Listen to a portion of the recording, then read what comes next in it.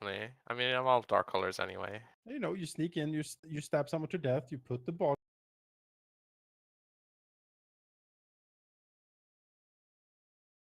Did they go? Who can say? Well, I've added it to my inventory if you want to re-import. Okay. Vicus, re-import. I just need items. I mean, you can Close. also use it to carry like other people inside because I think they can hold breath like 10 minutes at the hole. Okay. So it's a quick dash. Smuggle Yeah, all of us in. yeah, a Just breathing can't get creature. right into the hole. It just sneaks in. No, and no, then no. we It pop says out. a breathing creature can survive Oh, 10 wow. minutes. I'm pretty sure Well, if you start I don't cramming breathe, so people that's in. fine. What do you I mean you don't don't breathe, so- breathe? I can hold my breath, so I don't breathe. So I'm not a breathing creature. Aha! I have Fuck off. Get I out of have beaten your silly rules. Fuck DM. Absolute bullshit, Jarvis. here. Shut up. Sheet, do you want me to re-import your sheet now? Well, so for a few seconds, every few minutes, you become a breathing creature where you Exactly. have to take a breath in. Yeah, exactly. Fuck See, Halldamir, rules as written, Halldamir. It says here clearly. Don't give me that shit. All right, well that's nice. Some cool items, some nice girls. Yeah, sheet. Do you want me to re-import your sheet now? I don't know if you've got them added. Yes, please. Okay. I've added the things. There we go. Should be on there now. I can't.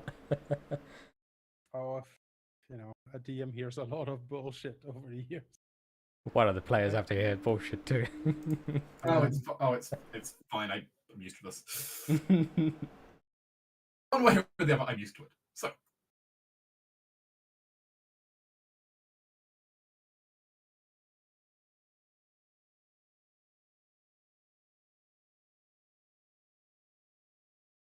Okay. So the party is, of course, aware that very soon the coronation is happening. Essentially, as we kind of flash now back to the present.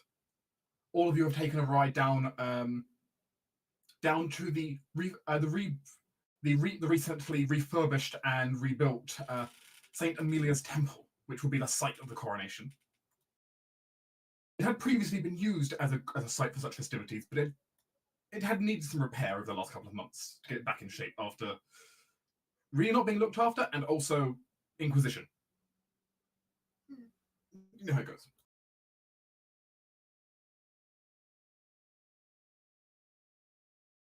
Coronation's happening in a couple of hours. You'll have a chance to look around, prepare yourself, familiarize yourself, speak with relevant individuals, etc. Right.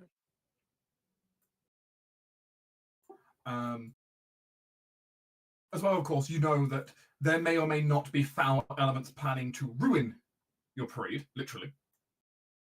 Well, don't we have we have plans for some of that, don't we? Yes, you have some plans in place for that. So, but you're aware that keep an eye out. There might be trouble. Oh yeah. Can be on high alert most of the time through. And I think we informed the rest of our court at least to be like, no, like shit's gonna go down probably. Yeah, I mean we know that something's happening because we found that out. We found it out, and we, well, I say Purposely we set it up so that we're ready. Yeah, some of you guys set it up so they were ready and like foiled their plans. And I think there was like some exploding arrowheads or like injecting arrowheads or something that we messed with. There was some poison stuff. There was also poison on the cup, I believe. There's a lot of poison. Which was weird because that was like locked away in Raiden's quarters. No, they attempted to poison the cup. Oh, but they never did. Right. Well, you don't know which cup they were going for. Well, so what's the procedure gonna be like? What are the stages of the coronation? In the sky, just looking around. If two Taurens appear on the map, do let me know, Sheep. Sure. Oh god. That's how dedicated Torin is to doing his job, that he splits himself in half so he can cover more ground. Oh gosh. I will, out of character, begin to run through. Obviously, your characters are like, though it has been a very long time for you, Am, you are familiar with how a general coronation and an oath would go. Sure. The general procedure, though the exacts might vary if someone decides to worship a god that's not the Imperial Pantheon. Yeah. You know, not worshiping the All-Maker, the procedure will slightly change because you'll change the oaths and such to, because you always use it based on the person's own god, their own religion, because obviously, what's a more sacred oath than to your own god, right? Yeah. But the procedure would generally go as follows. The Master of Ceremonies, generally the High Priestess, which of course in the case of the Revered Mother, will run through most of it and keep most of it going, like, she'll direct most of the proceedings herself. She will address the cathedral in prayer and eventually call up the one who is to receive the title. And most of that will be, you don't really need to know too much about the exact proceedings. It's mostly a case of you'll have to sit back and watch, and she'll handle it with Eliza. Yeah. Your part, of course, comes afterwards. As she will ask Eliza, basically, who does she, in her capacity as a ruler, does she serve alone or does she serve someone else? Obviously, in this case, she will be, declare. This is the point where she will declare her intention to swear fealty to you. At which point, you will be expected, along with a retainer, to come to the altar, bearing the sacred chalices, which will be used for the ritual. Yeah. Which it sounds like Seraph will be bringing those up as cupbearer. Sorry, no. Harkland. We decided Harkland would do it. Yep. Harkland. At that point, there'll be a little bit more speech and prayer from Revered Mother before she will have you each take a drink from the chalices. But in your case, as you would, it'd be as basically the dominant ruler here, you would completely just empty your chalice. Right. While Eliza, in showing supplication to you, would leave some of her drink behind. Okay. In turn, later on in the ceremonies, her vassals would do a similar thing with her. Yep. Basically showing them, reaffirming their allegiance to her. But yeah, she will come up. She will basically offer to drink from the chalices with you. You know, obviously you accept. Do the drink before everyone. Swear, basically agree to swear an oath to the gods, service, loyalty, and it will then be signed in the name. As far as the church is concerned, that will be officially sanctioned then. Right. As well as also what the nobles watching will, if the church sanctions it, the nobles can't really argue.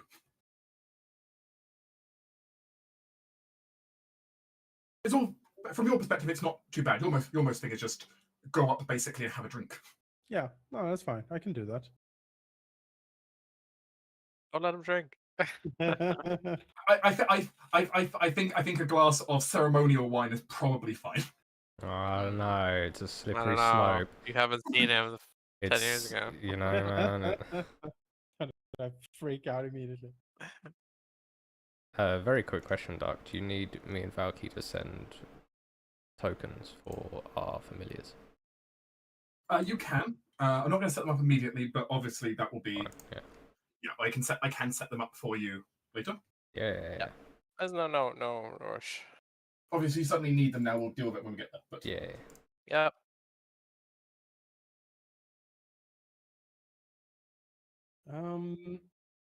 there of course will be many people seated and watching the ceremonies.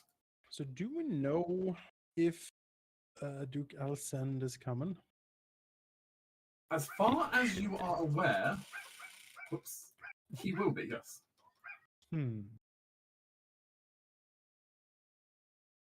All right. He's to be here, as it would be expectant that he would be accepting the oath. Right. Tempted to just, just handle him, but suppose. Who have we got like confirmed, like out of the other dignitaries that we've invited? I did post List. that between You sessions, did but post we it. So missed a lot. people who are a definite yes include Duchess Odessia, Yep. Count Eisen, who of course is your neighbor, Yes. the Duke Saladin, Count Ander Reinhardt, Viscount Grismere of Deville, the Shattershield Primarch and Forge Mother, All right. Primarch, jeez. the Wood Elf Chiefess has apparently shown interest in attending the proceedings. Yeah, He's no, sure. It's fine. the Primarch. Is Plus the 7th various total. nobles and dignitaries from across your realm, possibly including Lord Shell. I love Lord Shells on the list. So Forella was the Swan people. I don't have the map. Yeah, they are your neighbors off to the Swan. Yes. Right. Yeah. All right. I've never met them, right? Like, we have never met. I guess we haven't met.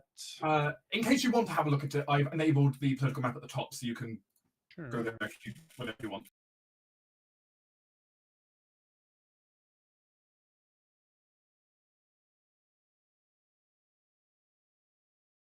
Essentially, though, all of your neighbors should be in attendance, apparently.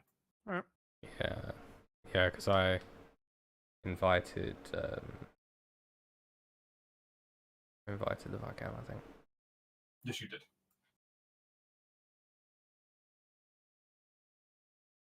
Obviously, it goes without saying that there may be others in attendance who you do not yet know about, but you have to deal with that when you get there.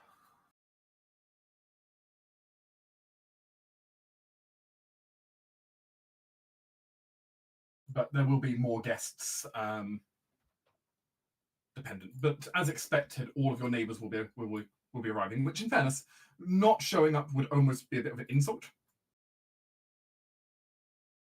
Not to you, admittedly, it'd be an insult to Eliza, but still, it'd be showing they didn't support her coronation. Sure. Admittedly, they could still be showing up not to support but to sabotage the coronation, such as objecting to the priest. But you can. I'll be honest, the Revered Mother is not likely to take most objections. No, she seems to know what she's doing. You know, she's fairly aware that Eliza's, rule is legitimate here, so it would be very difficult to try and argue otherwise. Yeah, it's up to Eliza to decide who to swear to. But instead, they don't get to object to who she swears to. They only technically get to object to her being a ruler at all. Right. Yes. All right. Cool. Which by that point, it's too late. She's already been crowned a ruler by that point. So, as far as it can goes, they can suck it, basically. That official policy of Sorakai. Pretty much. Suck it. Right. I was gonna see here. I was thinking. Right. I had the oath swearing of Arklan. I don't know if you want to do that now or when that is most appropriate to be handled, but that's something that I would like to happen at least before the ceremony itself. Yes, that is something we can actually cover. Just give me a second. My door is being annoyingly loud because the wind is blowing it around. Creepy, creaky door.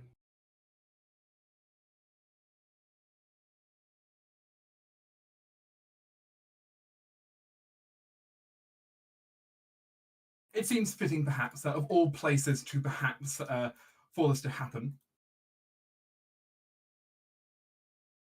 that in front of that in a glorious and grand temple may seem like a good place for such to happen.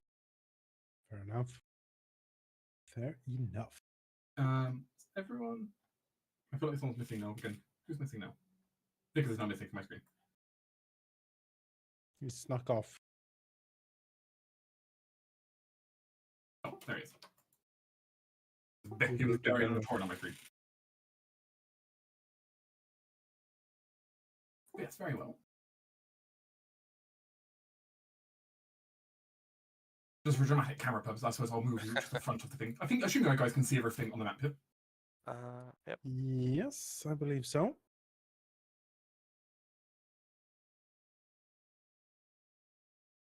You're also able to go. There's also like an upstairs landing area.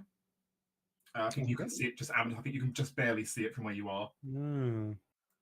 The others can go up there. There are staircases and doorways up. They can use. The Oh map's yes, fully traversable. Anakin, I will take the high ground. Thank you very much. Use the levitate boots. Don't use the stairs anymore. If you would like- Furious levitating, If you'd remember? like to use the stairs, though, you should see door icons. You can basically walk up to and click on. I do see a door icon. Oh, fancy. All right. This is where Torin lives now. As a note, it's a one-way view. You can see down perfectly. They can't see up perfectly. That's wonderful. Unfortunately, you also can't see to the other side due to the curvature of the building, basically. Wow. Like all the struts that you'd have at the top of a temple and everything in church. It's a very high-tech map. Very impressed. Yeah, this is swanky. Yeah, some next level shit right here. I also think it's a rather pretty map I came up with. It's quite nice. That's just my own opinion, though, of course. It's a very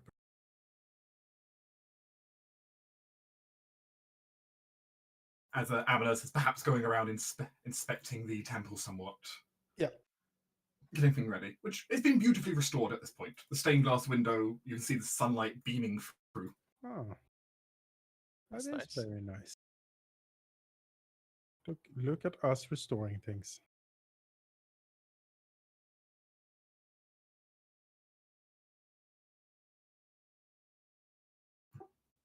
Amalis. Turns around. Ah, Arkland. Looks him up and down. Are you prepared for your duties at the ceremony? Yes. Yes, I've been speaking to the priests and everything, and yeah.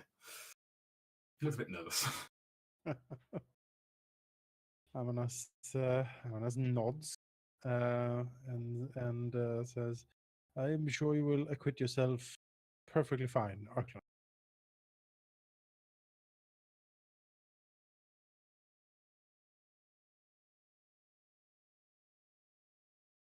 I've also been thinking about our lessons.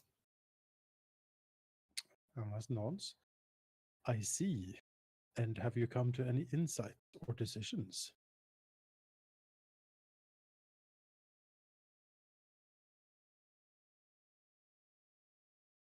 Uncle looks up at the big stained glass window. You can see the symbol of the cross on it and everything.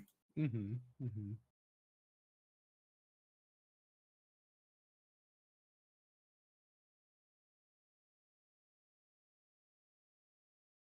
I have.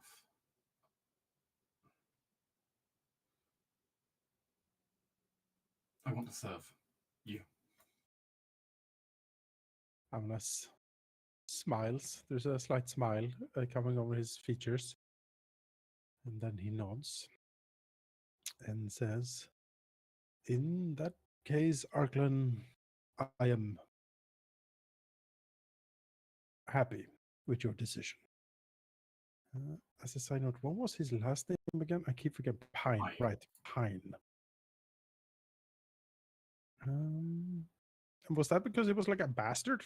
Because No. that's like the northern regions have snow or pine. Okay. Just right. We don't know who the father is because Mayor Rochelle has been coy about it, which is her right, I suppose. All right. Well, in that case, Amanas will look around. See that this is probably as good a place as any, honestly. It is a cathedral after all. And then he looks back to Arkland and says, "There are many oaths a warrior can swear. Have you contemplated on what oath you would be swearing?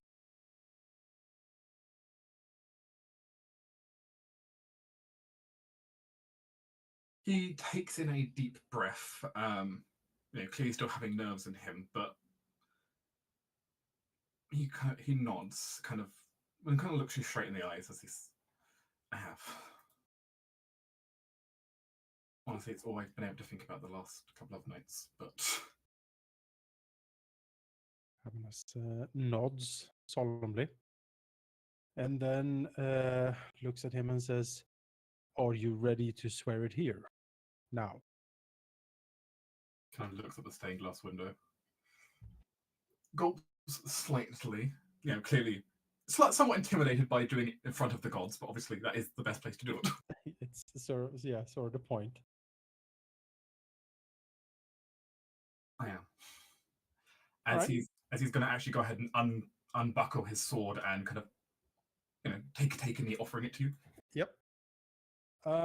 Then Amanas will take it. Will put it ceremoniously in front of the altar, and then he will do a hand sign or something to some servant he has, probably carrying like the proper gear around with him, because he's probably felt that this is on its way to happen for a while now. So that can be brought forward, and as that is happening, Amanas will look over the cathedral, look up on the banisters where the rest of his people are crouching around, and to the south as well, where we have Brother Thane and some other people hanging around, and he will say, "Your attention, then, please. Before the gods of the Empire and before the court of Amanas Seal, Arklan Pine shall now swear a sacred oath, again before the gods and before witnesses." He will unsling Soldier from his back and then put it, tip forward onto the ground, resting his hands on the pommel, indicating to Arklan that he should kneel. He does so. Okay. So, do you want me to lead him in the oath, or does he have something? Have you prepared something for him? You can lead him if you would like to. Otherwise, though, I do have something available. All right. I can begin, and we'll see if when I'm done, if you want to add something, so to speak. Sure. All right.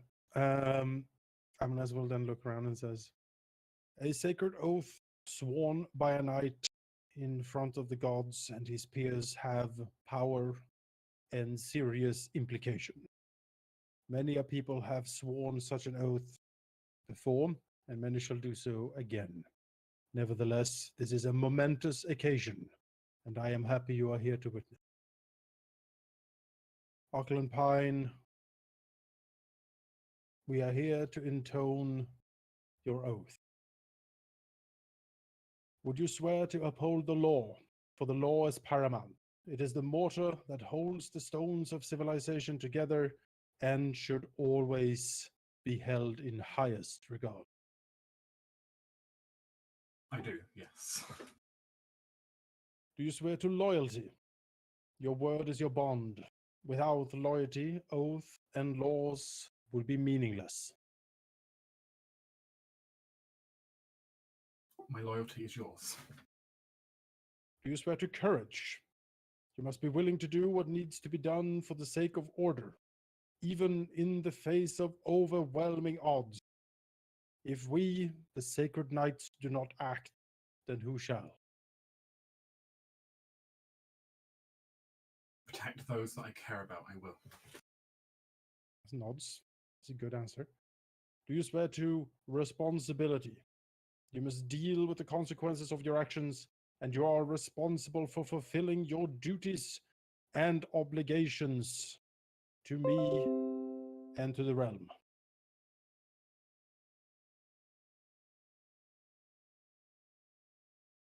For all that is right and just, I shall.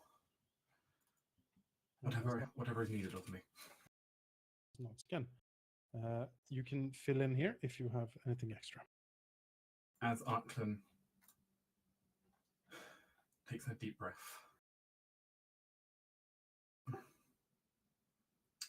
From the moment that I came to serve you, I'll be honest, I did not know what to think. I was worried, but at every moment you have proven that, though I did not always agree with every word you have said, I do believe you want to create a good realm. That your interests serve and protect, and your rule is as just as you claim. My sword will be your sword. For whatever you need, my liege. Amnas nods. He will take Solsir, lift it, and gently tap Arklan on the shoulders. And then he will say, Arklan Pine, I accept your oath in front of the gods and the Imperial Court. Now, he, the servant with the sword, the special sword will have materialized somewhere close. He will call him over and grab the sword from him, and then offer it to Arklan as he will say, now rise, Sir Pine. First of the King's Guard. And he will hand over the sword. Arklan will take the sword, stand, and attach it to his belt. At the same time, there is definitely a thing that I think everyone in the room notices somewhat, that almost for a moment, it seems like everywhere else in the room, the light seems to dim, except for right around the altar, where it almost seems to intensify for a second. Like like the clouds breaking and the sun shining extra bright for a moment. And you see a glow as he kind of does this and stands before you. It's faint, but you see it behind his eyes, a glow that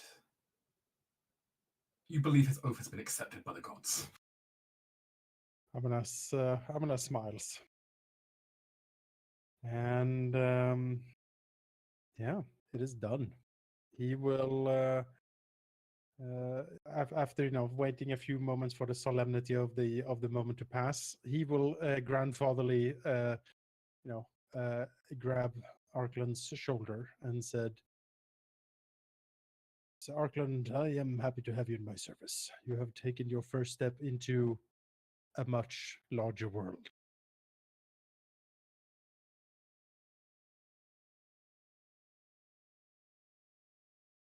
And I'm happy to serve." He says, as at the same time you can notice his eyes kind of constantly looking to the hilt of, like, what the hell weapon did you give him? Yes. I have given him, Wispbane, I think it was called. Yes, Wispbane. A +1 longsword adds 1d6 lightning damage and an additional 2d6 damage versus will-o-wisps specifically. A very specific thing to fight, but yes. We're not inundated in magical items here. I can't have anything custom forged quite yet. I mean, on the other hand, it's still a d6 of lightning damage. Hey, +1 sword with lightning damage. That's pretty damn good. Pretty damn good. Nothing to sneeze at. I'll go ahead and update his entry. Yes. He will also be granted the Mithril Scale Mail. Ah, yes. Which I'll have to go ahead and retrieve. Which he can change. He can change his armor when he next goes to rest. Yep. It's has the same AC and stuff as a normal scale mail, but it's much lighter. So, in game terms, I think he doesn't have the disadvantage on sneak. I think that's pretty much what it does. But it looks very fancy, and I like the idea of the Head of the King's Guard being able to sort of move around kind of quietly if needed. Mhm. And also Twan- has To understand, it has like you had it so it had like a little emblazoned like phoenix Yep. and silver on the chest. yeah, exactly. There's a Phoenix and like other like Amanas inspired paraphernalia assigned to it to clearly show that whoever wears this is definitely part of the Kingsguard. Understood. He'll also get the shield with like the Phoenix motif. Ah, yes, of course. And from here on, yeah, he's the official member of and the first member of the Kingsguard. He'll it's like I imagine it being the personal bodyguard unit of Amanas, and any of the Imperial family if more pop up later. So we have like Torin for general security. We have Gilliam for the army, and we have this for the king's like personal household guards.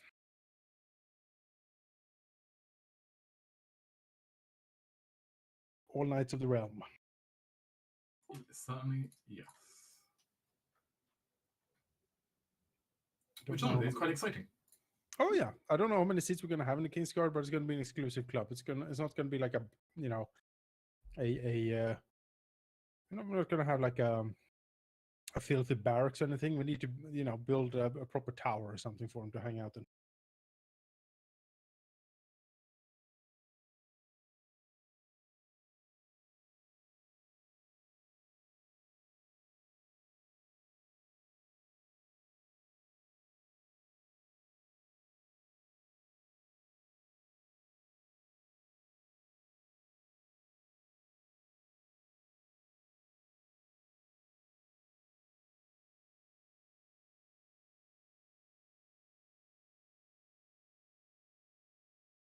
And that's all signed. He now has Lay on Hands active.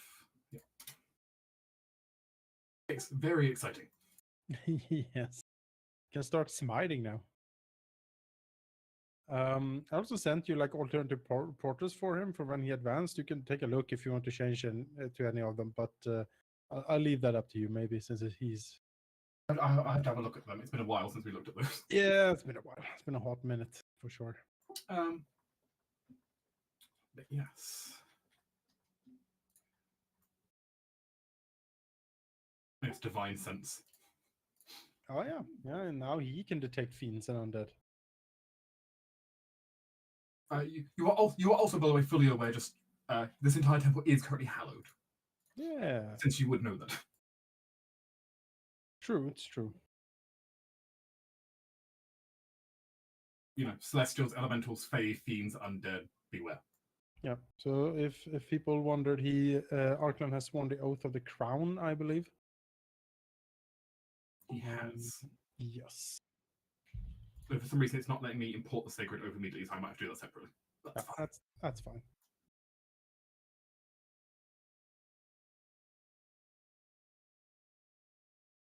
That completes that section of the prep. You did have several people looking on various parts of the room.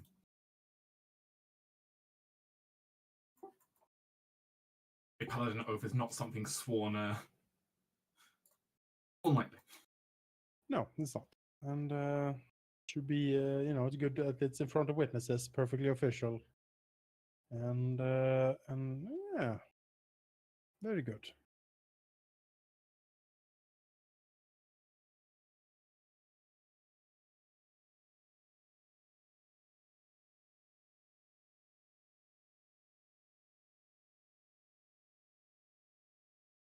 For the rest of you, of course, you've had a chance to have a quick look at, the general layout of the place. You've got the two walkways, which give you quite a good overlook of the entire room. North of where Ceres is, on the opposite walkway, there is the. It's a bit of a. It would have once been the chaplain's office, which Ryden's been using to coordinate kind of all the construction work and setup and preparation. Is there anything any of you want to specifically do prior to the coronation itself? Anything you want to speak to any of the priests or guards or anything similar about? Because if not, we will move to the coronation, though. Itself. Perhaps the usual question to the guard, whether they've seen anything strange, even the little things, you know.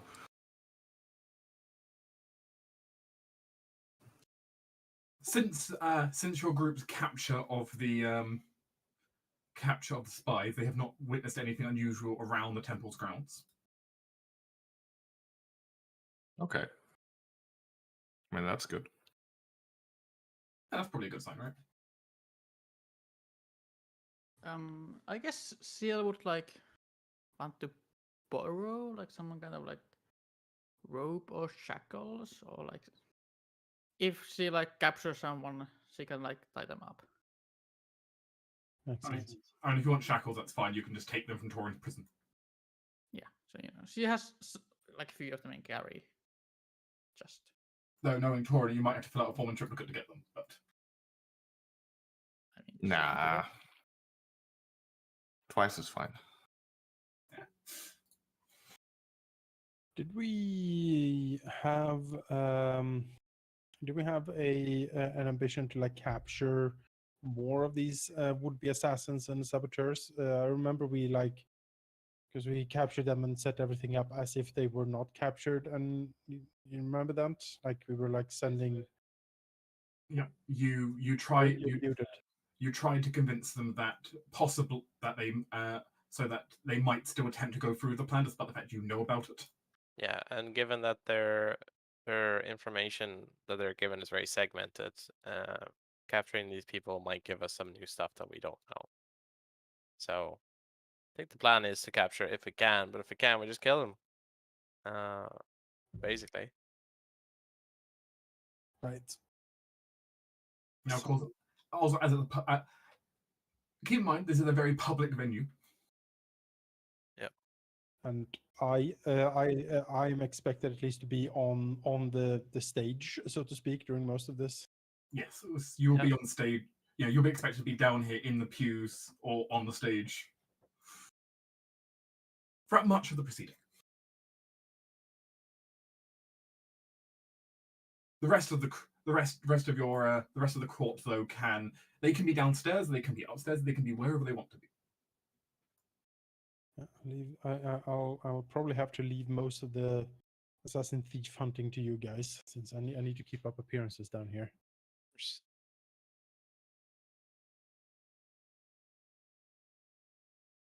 That's fine. Like I have some plans for that. No fireballs in the pews, please. No, I'm gonna use like hypnotic stuff. A fireball in here would be a very bad idea. Perfectly fine. Illusions can't hurt anyone. At Mass least phantasmal killer. Oh, Seal I cast mean- is sort of weird. You're like, oh no. I mean, the thing about Phantasmal Killer though, Jonas, Yeah. the other guests won't see it. True, it's true. The blur was always illusion psychic stuff. Leaves Yeah, no I trace. have psychic spells, so It's like, oh, he had a heart attack. Oh, how unfortunate. How unfortunate. Yeah. Torin, you have a couple of guards who are available up here in one of the side rooms, and many of them are also keeping like eye on the outside grounds. So, due to of course ceremonial stuff, you can't just fill the entire temple hall with guards. it's true. But you do have someone standby and nearby, which you can call on, and of course, are stopping people from just wandering in. Yeah, I think Vicus would keep to the outside-ish. Because we know roughly the location of where they might plan to attack, so he'll be keeping an eye on that at least. Yes. From what you know, their infiltration point was actually to enter in through one of the parts that hasn't been fully renovated on the place, which is part of the old bell tower. Which, to the group's mind, means they'll probably be arriving through entrance up this way. For those who are actually up on the balcony, probably either coming through this doorway or down the ladder. All right.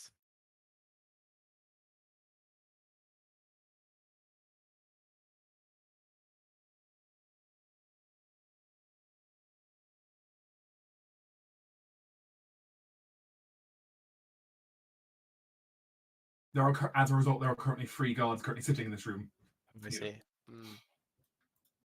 expecting something to possibly happen. Yeah. I'll stay here close to the stairs in case. Okay, so should I skip to the coronation? Yeah, let me just roll how long I can keep contact up. I could always redo it as long as I have line of sight, but I'll roll the time now and see how long that gets me. Right. Vegas turns to Torn because at this point, Amunis is going to be at the altar and keeping appearances, and really relaying him information is nice and all, but he can't really act upon it. So Vicus will basically ask Torn if he wants to be included in his communication, which would probably be the first time.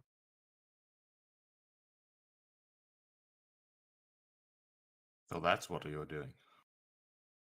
Of I course. assumed you had something like that. I mean, all of you seem very adept at that magic stuff. It seems useful. Unless there are any long-term consequences I should be aware of, there's no reason for me to say no. You can, at will and at your own discretion, end it at any point. Other than that, there are no lasting consequences. But Very well if then. you haven't encountered telepathy before, then perhaps brace yourself. It might be uncomfortable, and he will activate it. There's not really an all right, 4 hours, nice. So Vicus has had time to kind of cultivate this ability. But what Torn feels is that there's now like a how would I say, almost like a dark corner, shadowy corner of his mind that he never really knew was there is now suddenly very obvious to him. And through that, he can clearly feel the presence of Vicus there. It's a kind of a cold, steely presence. It's not distracting or so, but it's something that Torin could just, call on whenever he wants and send anything he wishes to. That's that.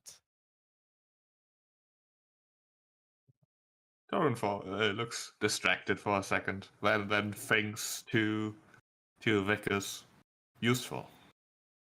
Very That's much it. so. Yep. All right. We can move on to the coronation. Very well. I will just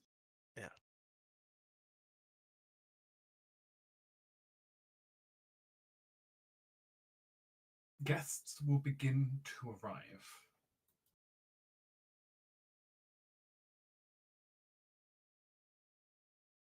At first, the guests arrive, and they're more or less who you might expect. Some petty nobles from the local area, for example, show up.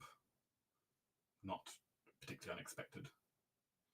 You recognize some of them you don't, but otherwise, at least one of the guards and members of the staff will likely know who they are. So, no big deal. This does include, of course, your treasurer, Dame Rochelle, also, of course, is here to pay her respects to Lady Eliza.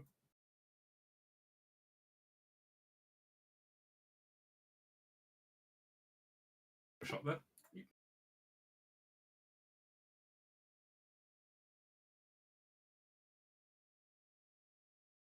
It also appears, of course, a party sent from a good Silver Duchess is also here.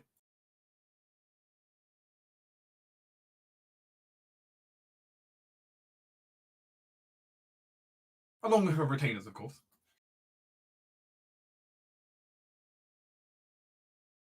As many nobles are wont to do, bring their own retainers. Of course, of course. They don't travel alone, after all. Frader, who was Frader again? Was he like the merc? He was a mercenary captain down in down in the main city of Freyfrost. Yeah. Yeah. Was on rather strong relations with Rochelle, as apparent.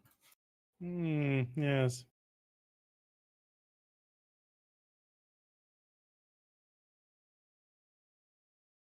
It also appears that Luck and the Elven tribe have also decided to show up in attendance.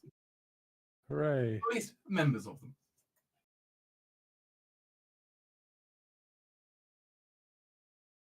There's also a variety more, it appears, common folk and known faces from around Sorkai, including Rodrigo.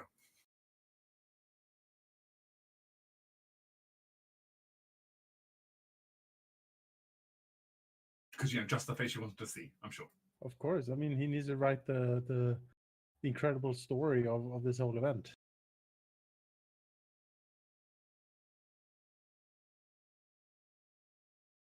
More faces also arrive from your local courts.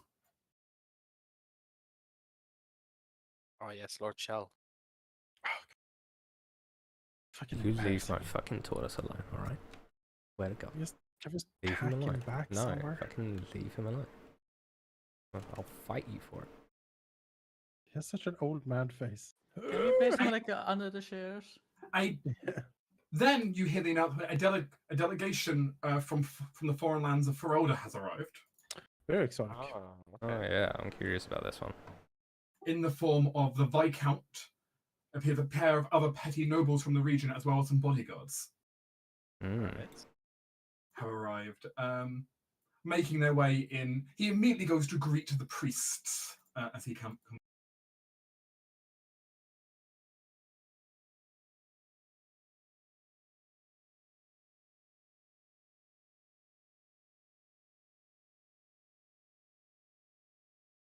Speaking, of course, with the sister and brother who are at the front.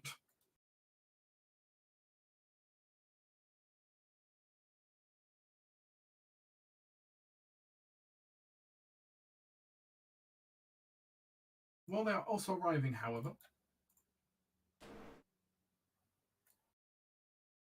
There's also a trickling in of various just common folk arriving, infantry and others who have somehow managed to gain themselves access in through one connection or another. There's also, from what you understand, quite a huddle of people, quite a huddle of some peasantry rather loyal to Eliza. She has quite the reputation outside the temple. As is the nature when you've got a ruler who is quite well liked, actually. The nobles nobles, rulers, peasantry all continue to kind of trickle their ways in.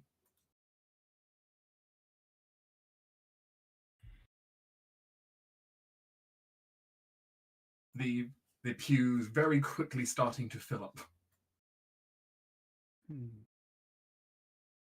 Various faces.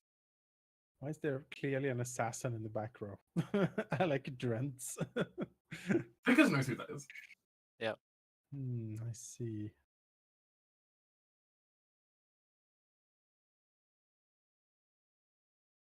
Look at Grismere.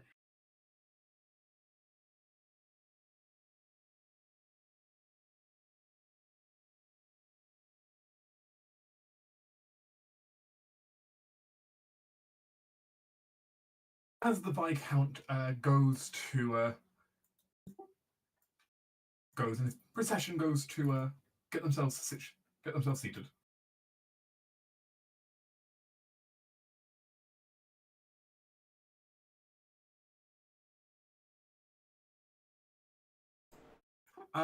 You then also hear an announcement that another important party has arrived. An assignment from Clan Shattershield. Hey. Our dear friends. Well, of course, Klein, who you are familiar with from your local, who is your local ambassador, they said to you. The one who looks so sad. Yes. With it, however, you see a pair of dwarfs. I don't have a picture for here, but I can describe them for you. Please do. On one side, you see the Forge Mother, a very proud, very motherly looking woman. However, at the same time, as she enters in, she has quite a lot of metalwork embroidered into, well, really all of her attire, having various very intricate metal bands in her hair, as well as essentially coming in a breastplate.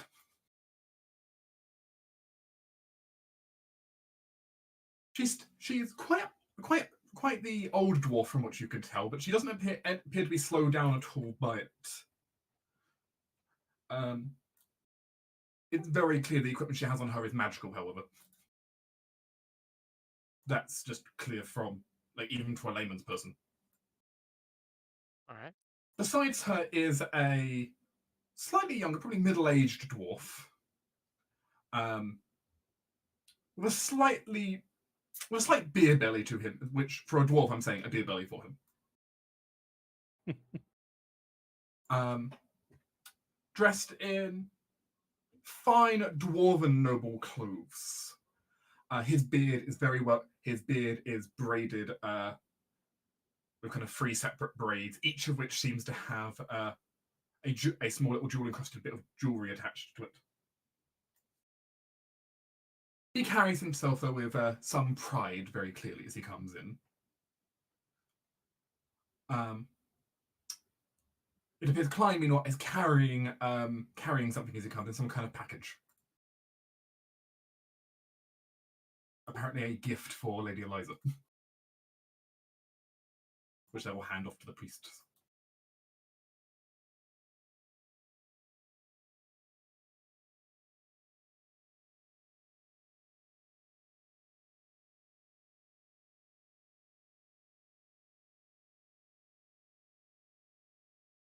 They'll get themselves comfortable behind at the front there.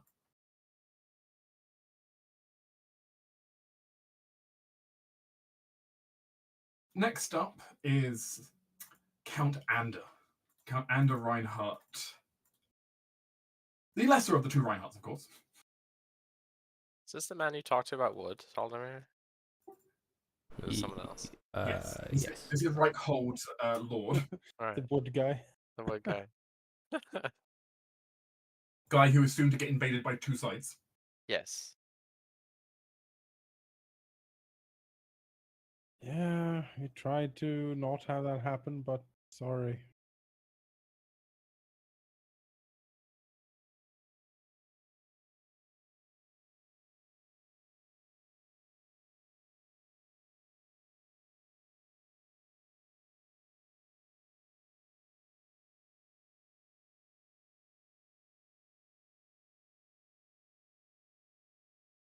The last procession to arrive is the one, of course, that Amanus has been I'm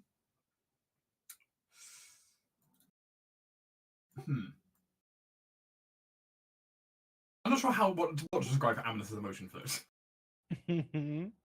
Obviously, Amanus is not the biggest fan of this procession, I don't think. It is Duke Salacine's. Yes. Who enters his way. Look at that smug bastard. Who enters his way in with a full retainer court. Mages and everything.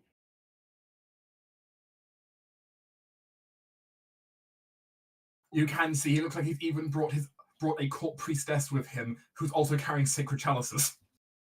Wow. Not gonna use your poison chalices, sir.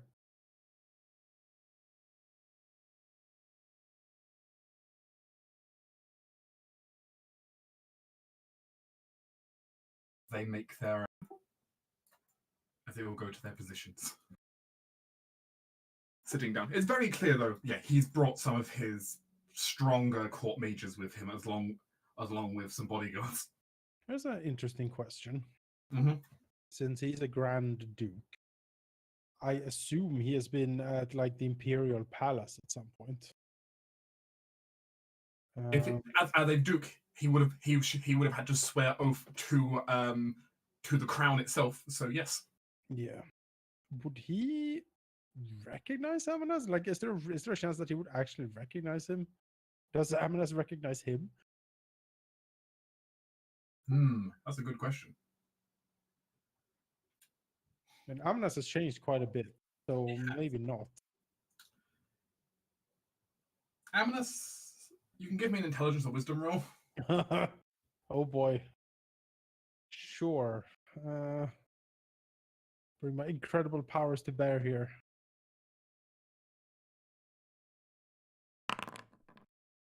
A hot ass 11. Kind of seems familiar to you, but on the other hand, Pompous and Noble, a lot of them look familiar to you. I didn't pay attention much those days. You do think you've met him before, but you think it's been a long time. Well, Amanas will then just contemplate to himself that he has changed so much that surely the pompous Duke won't recognize him.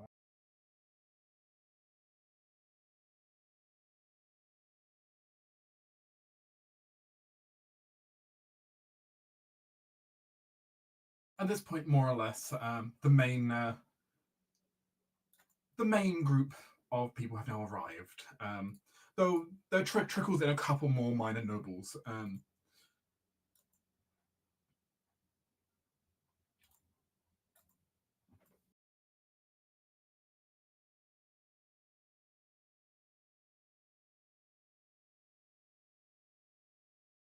Obviously, if there's anything any of you want to do while the kind of setup is ongoing, you may. I guess Obviously, we'll you- try You to can now see the main court here. catch the eye of Alec and see if he's looking around for him or not. He'll probably walk. He'll start like strolling down just to take a look at everyone, but he'll try and Dickus, yes. you feel something hit the back of your head. I see. A wad of paper. Uh-huh. He will take a look at it.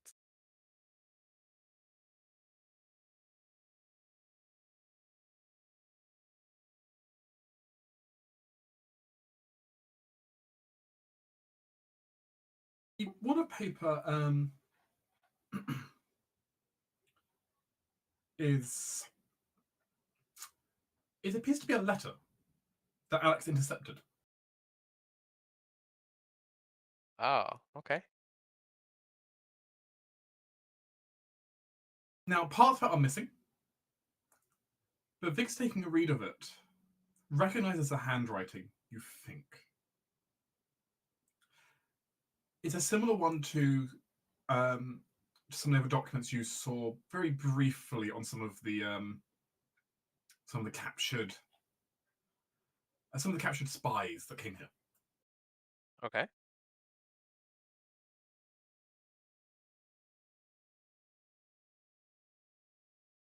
The thing that strikes Vicus as interesting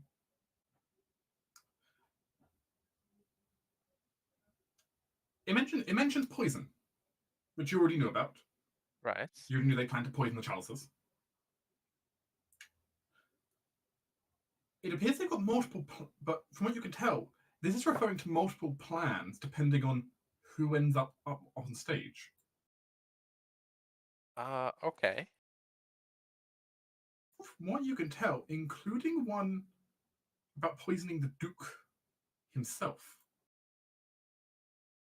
Oh no. Okay. Though you're not sure who gave this order. Okay. But that's perhaps an unexpected development for you. Yeah, especially if they're targeting the Duke. Okay, well, he will relay this telepathically to everyone except Amulet, 'cause he's not in it. Okay. Amnes got his head to himself for once. Yeah, he does. Sia will send a quick message to MS regarding this. Huh. Ah, spells, yes. Haha. And you have a good view from the balcony, so Amanas will just he'll try his best not to, reveal anything. He might just steal a quick glance over at Duke Salsane. Certainly an odd choice, but very well. Well, in Right, yeah. Vicus's eyes, it might be something where they poison him and try and frame us for it. I mean, he would, yeah, like during our exactly. ceremony, he would. Um, A way to get rid of a rival while also pinning the blame on us. yes, but how would they do that to him though? So, Dark, you said they mentioned something about depending on who is up on the stage, right, or who's up Yes. in front. Did they say who exactly? Like what plan they would take, and who the person, like what person would trigger that plan, or is it blacked out? The information's incomplete. It's a ripped up document you got. Right. But right. it does appear like we have a contingency for like if this person ends up like going on the stage, like use this. If this person ends up on stage, do this. Okay. If this person ends up on stage, attack. Okay. And what's the action that would necessitate poison the Duke, or is that like separate that I can't read that? Well, from what you can tell, it's swap out the poisoned chalice if during the Duke's oath. Oh, swap out the poison.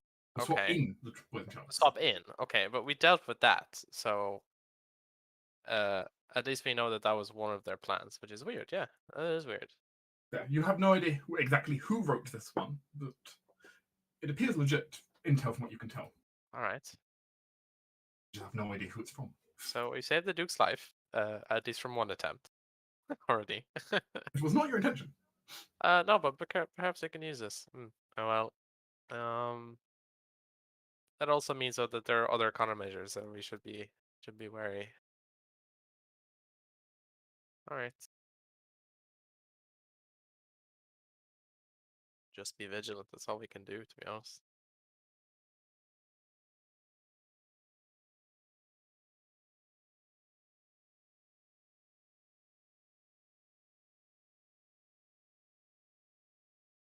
Sir, we have a situation. As a guard walks up to goes up to Torin quietly. What is it? There's an unexpected guest. Actually, two unexpected guests outside. And who are they?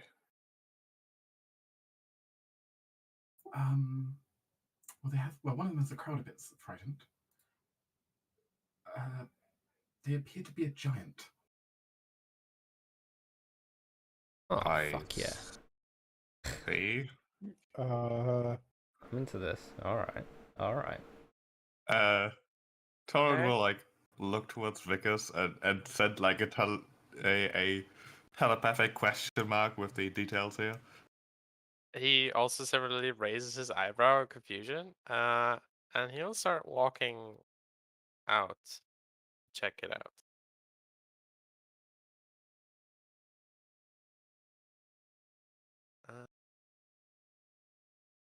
Yeah, Torin will tell the guard to assist Vickers. He'll stay here.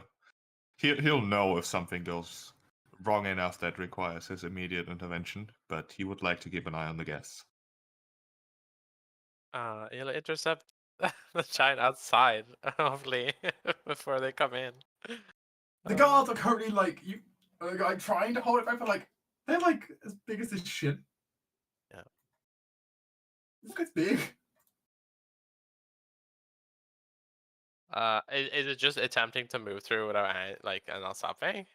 He stopped, but like the guards are like he wants to get past. Sure. Vickers will look.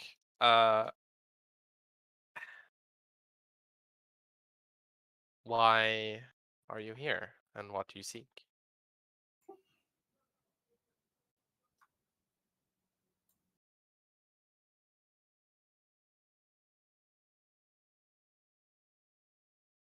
Ceremony to be held in temple Do you? He clearly is not the most used to using his common. Vicus nods. I think he can get the gist. He'll ask, "Do you have the invitation?" No. So, are you seeking to enter without being invited? Ah, I mean, we should let him in. Should we? I'm totally into it. 100%. What type of a giant was it? I think one of the ice best- ones. From, Your best guess is it looks like a frost giant. Oh, one of our not so friendly neighbors. Actually, they've been pretty alright. They're beasts, less so.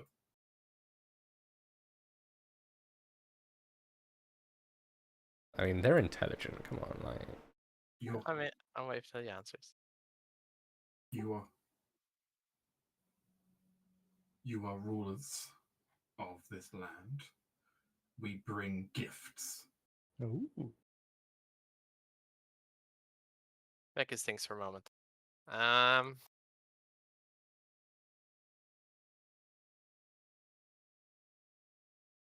He nods a little and says, "If you bring gifts to present for the ceremony, then it is unusual, but I believe I can offer you a place in here. However, some conditions. Fortunately, we don't have a place for you to sit, but if you could stay near the entrance with me, that's amenable until your gifts can be presented." The giant nods. And of course, if you, he'll look a bit most things he's seen some shit, right?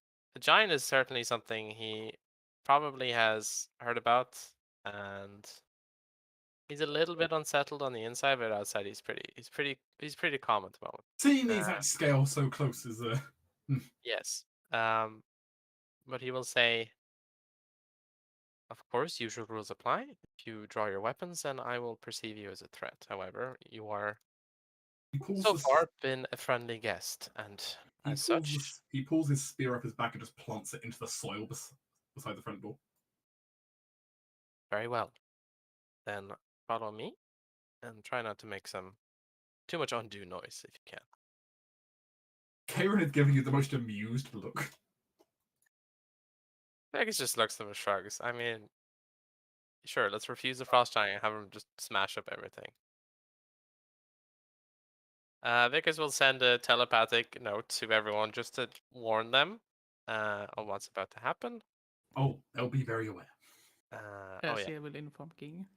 Because as suddenly from everyone just suddenly hears a loud thud, making even just slightly you can like see from the temple, from the newly constructed temple, a little bit of like dust roll down from some of the old parts. Yeah. As the temple shakes a little bit at the huge sized creature stepping inside. Vickers is purposely walking in front, and normally he likes to be a bit, non-present, but right now he is showing his presence very clearly to show that this is not something to be worried about. Or at least trying to give that Sister air. Fiona and Brother Fane perhaps direct to perhaps go on one of the left or right sides near the pillar. Yes. Yes. Let's see. It's best if we go over here.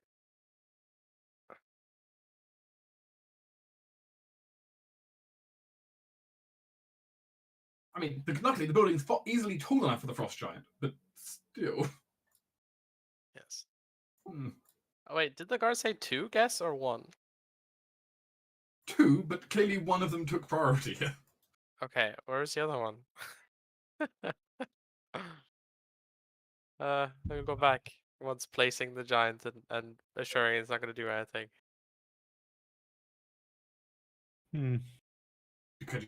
As you kind of step outside and look around. I guess it's just gone. Hmm. It was a ghost. Halldamir, have you instructed Vickers in how your familiar works? Yes, He would ask for its presence here, that's fine. just in case. So, just for everybody else's knowledge on this, the Tressim are a very interesting creature. They are able to. Let me get the exact wording up for this. They're able to detect invisibility. So within 60 feet of the Tressim, magical invisibility fails to conceal anything from the Tressim sight. So I would imagine that I've actually had the Tressim like pacing up and down the like aisle. Right. And then like at the question from Vickers would come down to the entrance. Yes, That's very powerful. it is. As the winged cat flies down to Rigus. Have you named it? I haven't. I'll get back to you.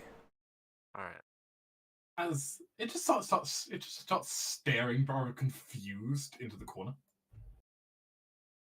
Corner. Which corner? Sorry, it snuck in. Over here. Why is it confused? Well, so you can see through the familiar's eyes, right, Halldamir? So what do you see? I mean, yeah. What do I see? If so, it's just switches over to a familiar.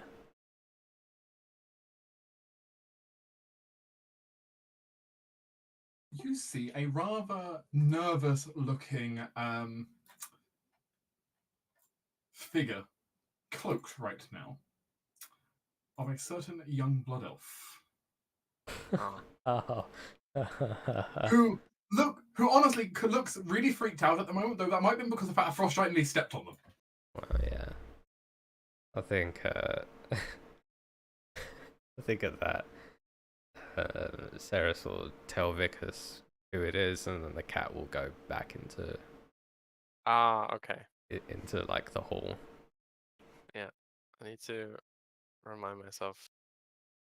Then What was her name again? I'm so close. Vanitas, was it, or? Yes. yeah. Okay, so Vickers will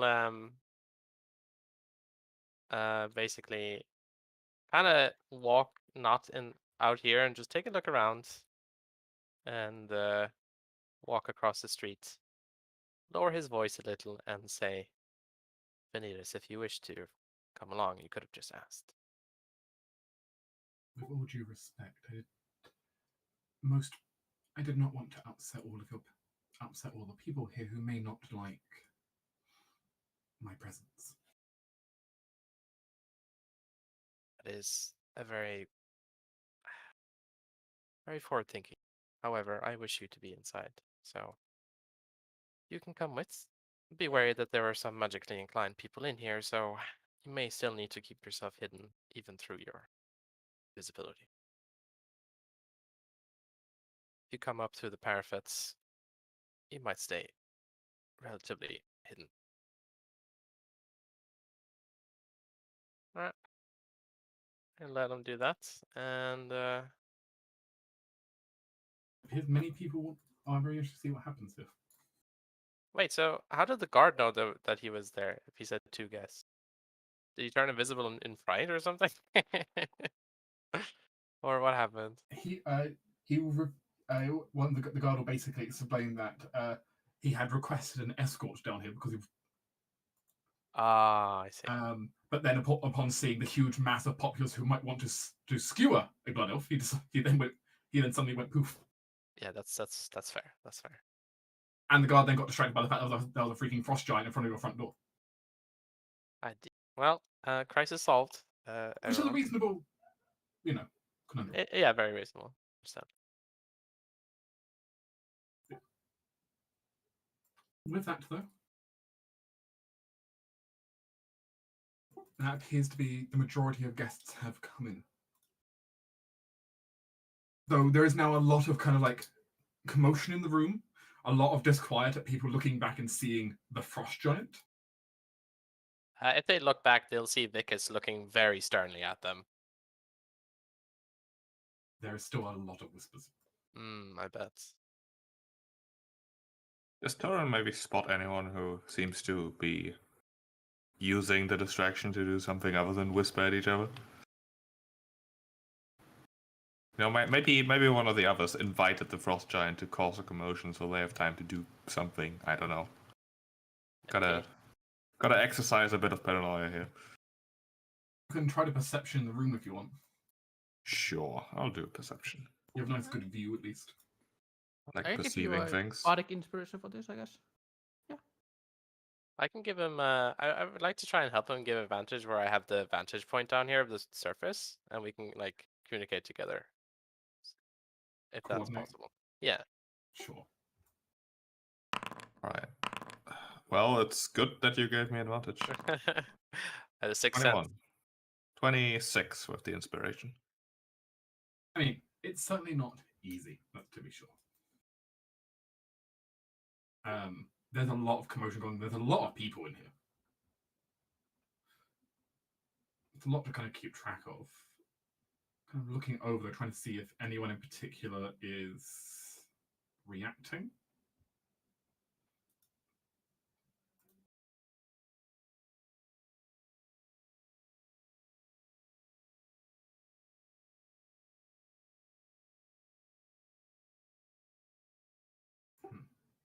Yeah, specifically, I'm looking for someone who looks like, okay, the frost giant is here. That's the signal. Let's do this thing while everyone looks over there.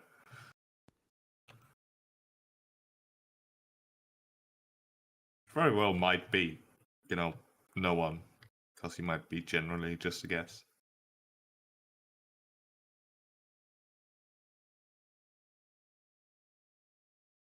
No one immediately stands out as doing anything to you from what you can tell.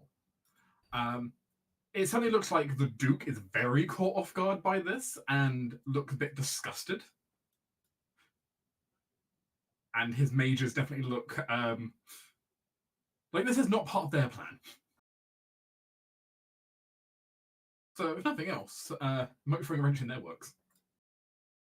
I hope like, the next secret letter we get, like, point 1, have the frost giant enter. Have him charge.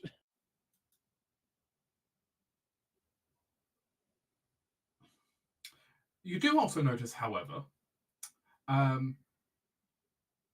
Luck, Mir, and the chief and the Wood Elven Chiefess don't really seem that surprised by the frost giant's presence.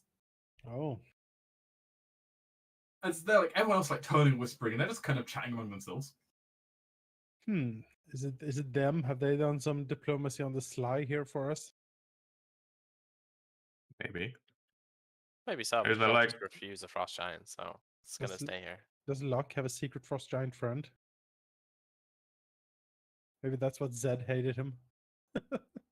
No.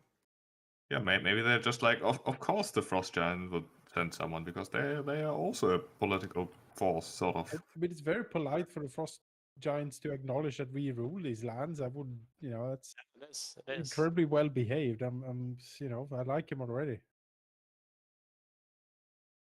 Very Reasonable. Of course, Lord Shell does not seem to care about the frost giants. They're clearly beneath him. Ugh. He's a spy. It was his plan all along. Lord Shell is the mastermind behind all of this. Lord Shell, like on the pew with this velvet pillow underneath him. Oh wow. He is a mastermind. Knows exactly what he's doing. You don't question Lord Shell. He and his manservant, of course, are here. You Oh, gave boy. me sentience, so I will give you misery. Certainly his face. Kill me. Meanwhile, Lady Marjorie Daw, the very conservative noble, seems to be rather annoyed by Lord Shell. Well, two oldest creatures in here to serve each other. But yeah, you don't see anyone getting up to no good, but you do definitely notice some interesting behavior. Yeah.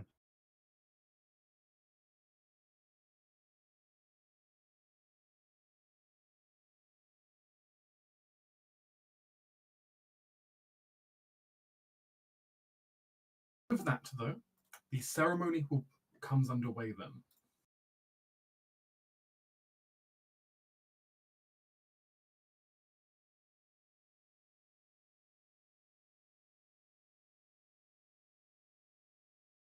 As all of you witness, and very slow movements across the front of the temple, and just a very rhythmic tap, tap, tap, as everyone sees the revered mother in full priest regalia, tapping her cane as she walks, very distinctly loud across the stone surface, louder than you know she has to be. She's choosing to be loud, as it causing the entire room to go a little bit quiet as they hear her cane tapping. As she heads up to the front,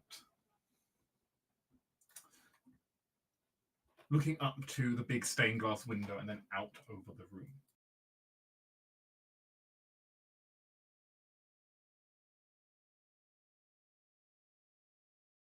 She makes a motion for the crowd to quiet, and it does for the most part.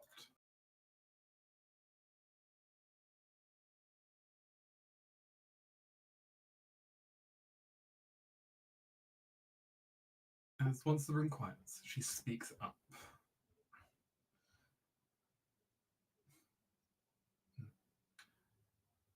As with the rising sun, and in the light of the All-Maker's radiance, do we give our thanks to the divines in their blessings and their designs that all of us to gather here today. Now, one second, very loud motorbike outside. Not part of the facilities. Smite it. Oh, she would love to. How dare she interrupt her speech? That's right.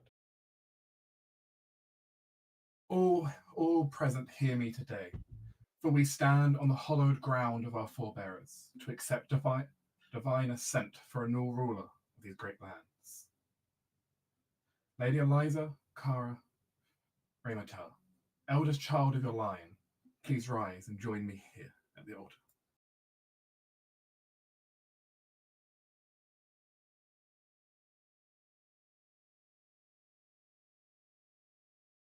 As Lady Eliza makes her way up towards the front,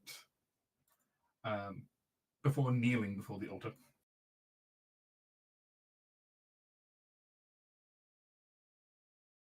You stand here to make your claim upon the titles and responsibilities of rulership, to accept yourself the heavy burden that is the lives of your people and your subjects, to take up arms against those that would threaten your people, to bring them prosperity and deliver them providence even in their darkest hours. Do you, Lady Eliza, Kara Raymatar, swear before the eyes of both men and the divines who stand witness for us today that you will take upon yourself this oath, to take not just the power, but the burden of your crown? Eliza nods her head solemnly. Until I draw my last breath, I will serve my people as I already have.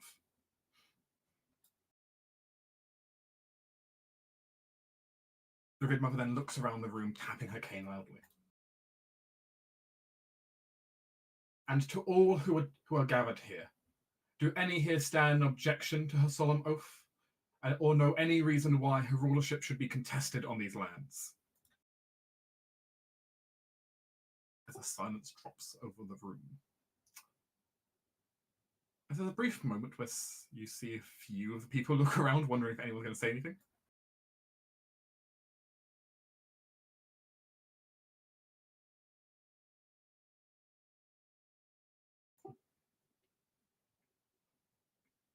Very well. As you see the revered mother reach into a small urn on the altar, goes to Eliza and seems to draw something with the ashes upon her forehead. In the name of the Father, may you show wisdom. In the name of the Smith, May all that you create stand strong. In the name of the warrior, may he shield both your body and your honor. In the name of the rider, may you persevere all hardships until your appointed hour. But in the name of the adolescent, may you find courage to face all challenges that your rule may bring.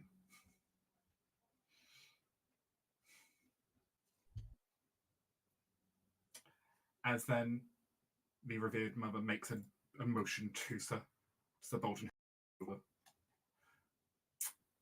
As the crown is lowered by the revered mother onto Lady Eliza's forehead, the crown of Freyfrost, which has this kind of beautiful blue diamond on it. Hmm. With these words spoken on sacred soil, do raise your head, Countess of Freyfrost, Eliza Raymatar, second of thy name. As Lady Eliza does kind of rise up, Sir Bolton putting this noble cloak around her as she does so. She will turn to the room, giving the entire room a noble bow and address.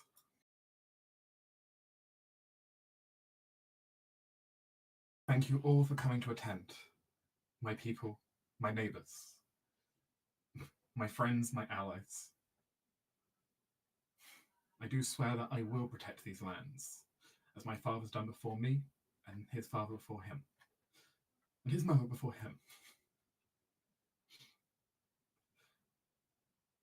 These lands are our duty, and your well-beings are my well-being.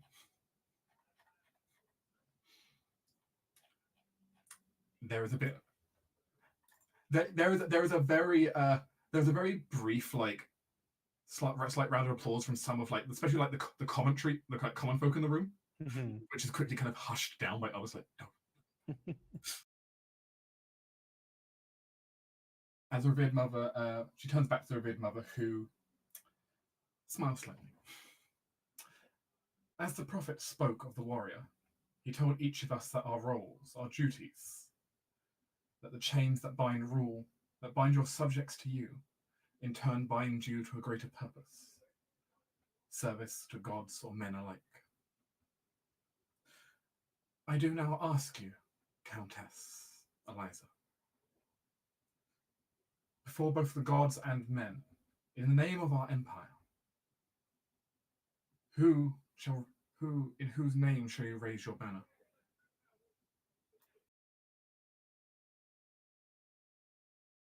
As Lady Eliza smiles for a moment, nodding, she kind of looks back. Everyone. Who I raised my banner to was decided long ago. I've already sworn an oath, and I shall keep it. The Duke looked like he's about to get up as she suddenly looks over to Amanus. Time for Amanus to get up, I take it then.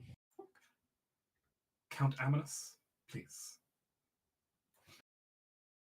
Amanus will get up, the slight clanking of his armor and the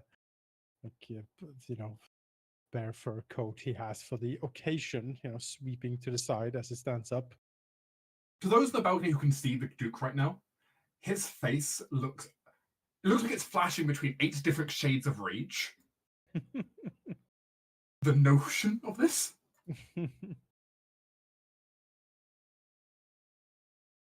He looks completely surprised, though. I'm flabbergasted. Excellent.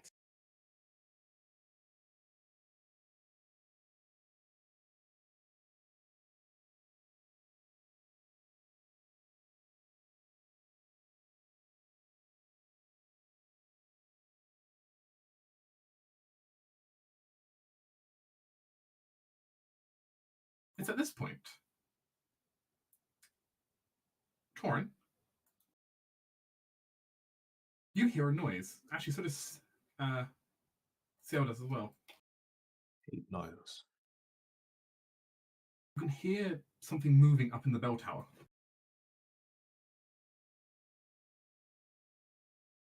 Something? Is it footsteps? Is it what does it sound like? It sounds like someone fiddling with the lock that's on the hatch up there. All right. Sounds like someone plans to make a drop in.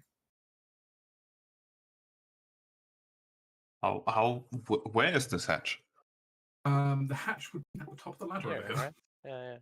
Oh, I mean, Torin will go over there to greet whoever comes down.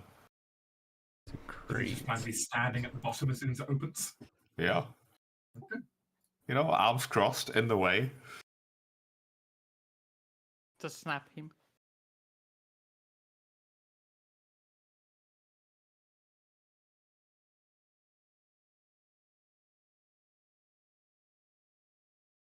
As kind of the hatch unlocks, opens, and the person up top, who can't really see inside too well because like it's very bright outside, not very bright on the inside, so kind of light blinded, starts making his way down slightly.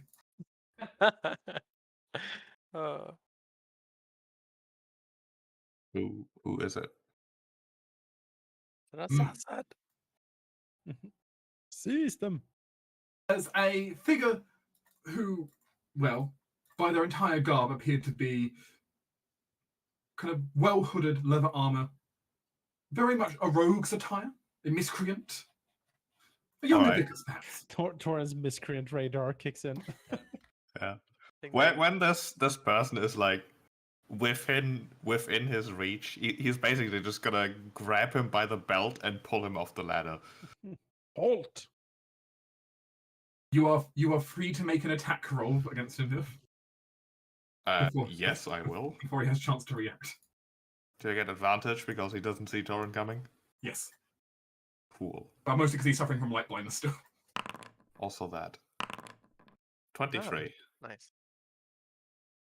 You grab, you yank, and it sounds like throw him to the ground. Throw him to the ground.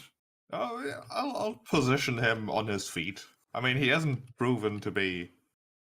I mean, it is pretty suspicious, but I mean, it's very suspicion. used to break in from the roof of the church. Yeah, but basically, put him on the floor, push him to the wall, make sure he is thoroughly surrounded, and then with a voice that is far too calm, Torin will be like, "And who might you be?"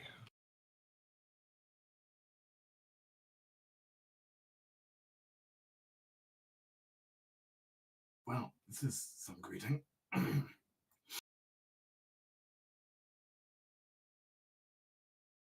That's not your name, so try again.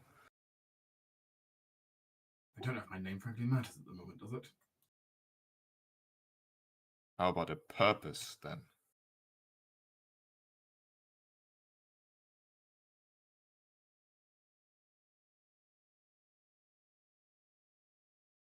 He kind of looks at you and the guards who are just kind of casually behind you right now, one of which is holding manacles in case you want them. Yeah, you know what, manacles? Give me those. He hands them to you. And we'll put him on. Well, I suppose you could say I was here to spoil a party, but my one's been spoiled now. Does it seem to Torin that this guy's just stalling? He's being very smug. With your passive insight, yes, you do believe he's stalling for something. Right, Torin will telepathically tell Vicus, "I've captured an intruder coming from up in the bell tower through the hatch on the right side. He seems to be stalling, so he's not alone." All right. Is there any? You hear anything else up there? I don't think I heard anything else. All right. Well, let's check the other side. Vicus was kind of start maneuvering to the other side just to check. Torin will look at this guy with his neutral/cold expression before he says, "You do realize that you're in a bit of a situation. You've been caught red-handed, climbing around in spaces you should not be, with an intent that is obviously malicious, during one of the king's most important events. And while I'm a very reasonable person, I'd like to think, who follows the rules and such, I can assure you that I might not be the one who decides your fate. I can, however, help you get out of this slightly in better shape, perhaps, if you tell me who your accomplices are and what they are doing.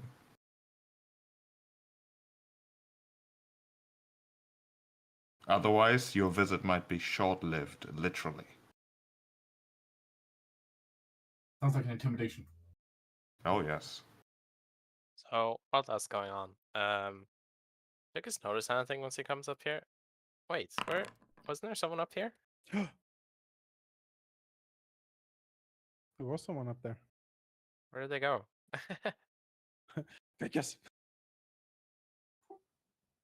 The prisoner frowns slightly. Well, to be honest, it's probably already too late.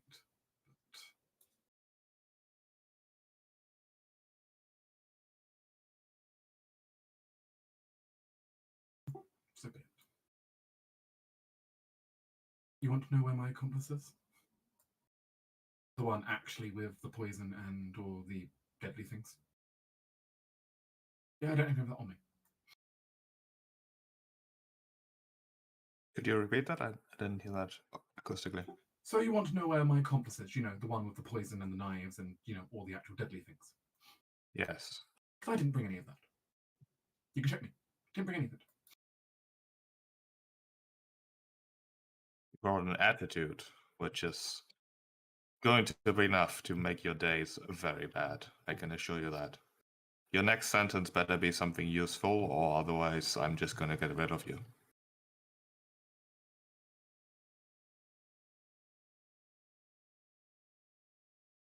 As kind of a funny enough kind of split scene going on here at the second then. Yeah. As he kind of smirks. So you know you're well, I believe you've got a certain half-elven bastard currently here. One wonderful your wonderful steward, I believe. Well, I guess. Yes. You hear a loud crashing noise from the office. The one directly ahead of me. Yes. I rush in. I mean, if Vickers is going to be rushing in, Ceres is going to be turning around to see what's going on. So the door's locked here, yes? Yes. Can I quickly pick it? Like, can I just You can. try and do this quickly? It'll be the same as my stealth roll, so I'm gonna roll that. 25 for Thieves' Tools.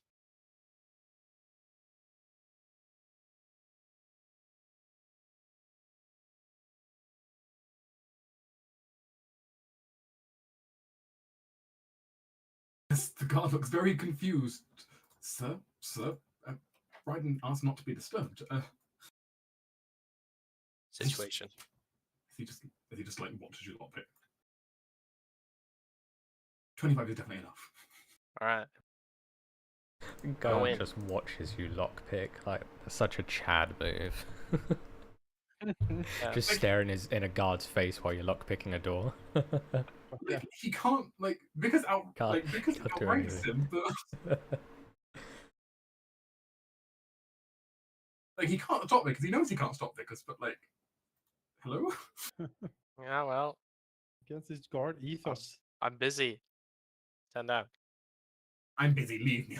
Yeah.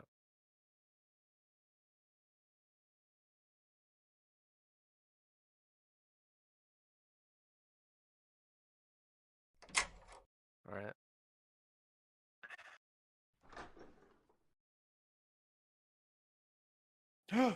Oh shit.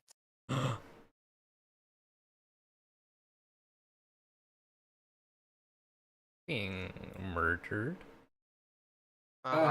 Certainly trying.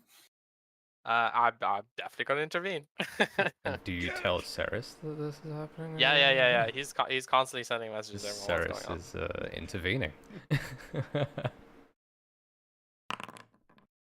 Slowly, right. apparently. How do I roll? I should begin. She is a sucker for pomp and Oh wow, circumstance. what a Oh, sucky dear initiative. me. Do I have any inspiration? I probably don't. No. Okay. Well, just have to do that. I'd like the actual assassin. Actual assassin Shia Okay, LaBeouf, cool. as opposed to the decoy assassin. Yeah.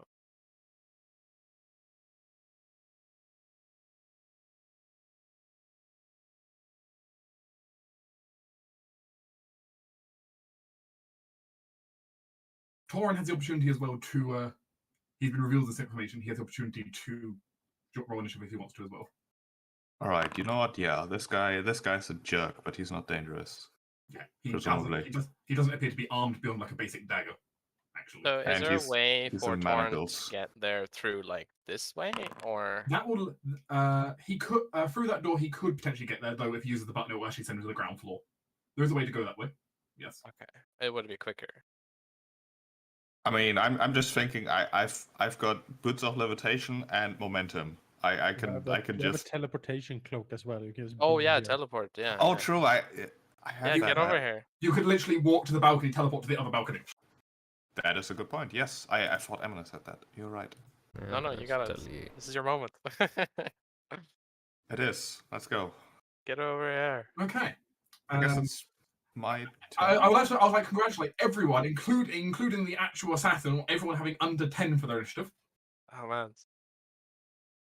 Oh. Yeah, but we were too taken by the grandeurs of this event. It's quite the ceremony going on.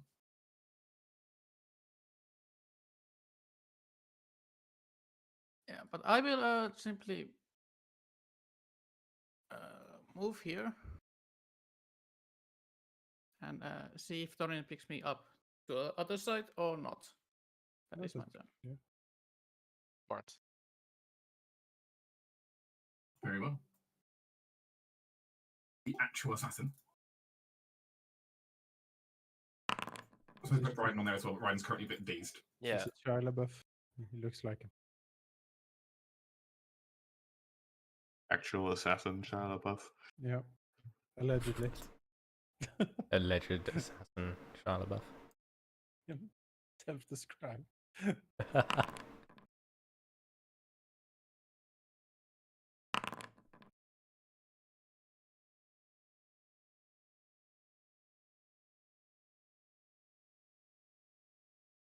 Ouch, I forgot how nasty that is. Oh Jesus Christ, that's a lot of whatever that is. Poison, I Ouch. assume. Poison damage. I hope he saves. For Raiden. And sneak attack. Oh, Purple worm poison. oh no. Oh. Is he gonna die? This sucks. Oh. Damn. If he dies, I hope you pick me up. It's fine. It's fine. We have Revivify. Someone has it, right? Yes, I do, but I'm on the Yes. other side. Oh, you'll be there. You'll be there. It's fine. Oh, no, It's Fine. Torin can take you. We also have Reverend Mother down here if we really need to like bring in the heavy hitters. Yeah, no, Torin can just take you with him when he hops balconies. Yeah, that's why I moved here. Yeah. Oh, Good thinking. Okay, perhaps doesn't need to be a blood splatter, but. I was gonna say, did he just get exploded? Oh shit, he is dead. As far as you Oh, can no. tell. As far as I can tell. He's dead or dying. Dead or Okay. dying. Right. Well, so is that This is completely assassin. unacceptable. Just hasn't learned. It's fine. It's fine. Can't have Alright. that. All right, is it my turn? It is your turn.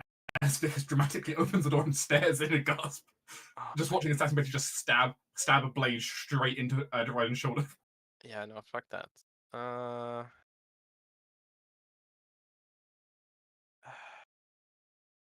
Let me think. So has he noticed me? I assume he has. You were not quiet in opening the door, so he has noticed you, but he hasn't had a chance to do anything. Right. On account of all the murder he's doing. All right, Open let's take attack for me murder. then. I'll go up here and I'll throw at him. 24. Is it hit? Yeah, I have no sneak attack though. Yeah, I have to go into melee, I think, here, so can't let him get free. Let's go bonus action attack. 5. Actually, he will step back, block the door, so it will provoke. Oh, he would have loved to take an attack on you. I'm sure he would. As your attack with his. Nope. But it's not going to hurt as much as he would like. But, you know.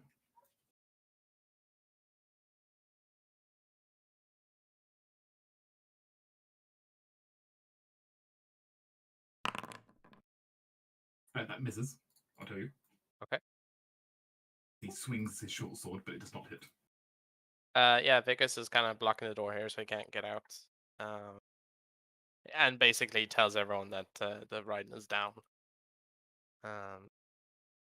That's as much as he can get out in 6 seconds, so that's him. Be right back, and then we'll take Torin's turn. Alright.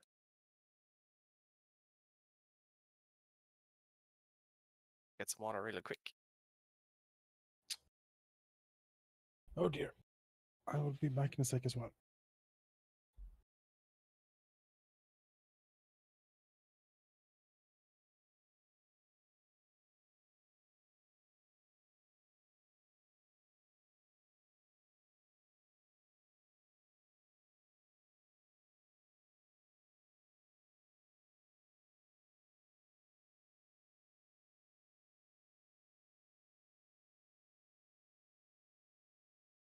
Anyway. Sorry about that. Torin.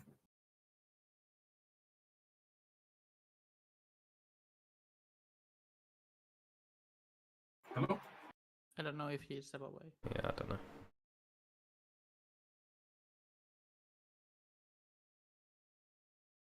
I feel like sheep stepped away. Yeah, might be.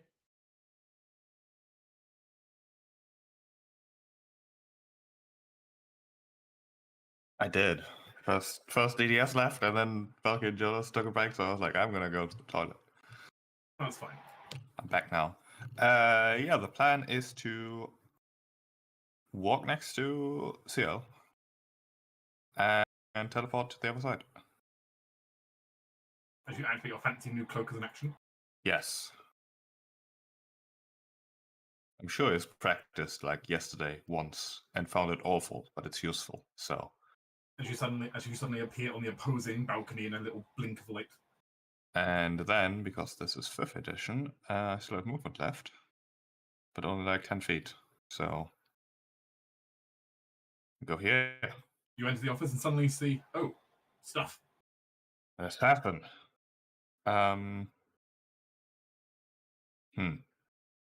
It's a rare situation where I could action search, but I don't have any movement, so I can't do anything with it. It's actually quite rare for you, yeah. So that'll be a stun. Right, that's me. Yeah. Lady Talani. I have a Now, lot more don't movement. throw fireball.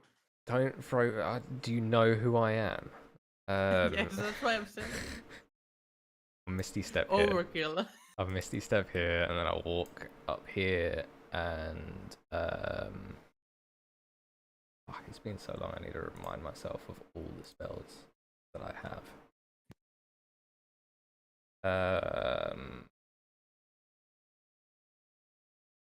You know what? Let's just really mess with him. I'm going to use Tasha's Mind Whip. Rude, you know. But can you make a DC 16 int save?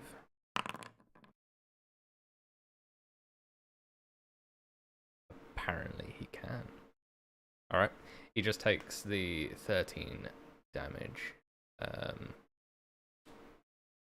On a successful... No, it takes half damage, apparently. And the last of my 30 feet of walking. Okay. Hide behind the heat shield.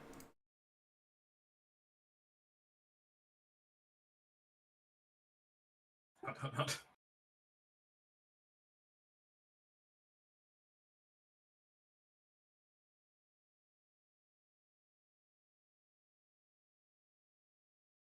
The guard goes to engage. I'll be honest, the guard is a little bit outmatched here. But, you know, take it as you will. The guard is trying his best.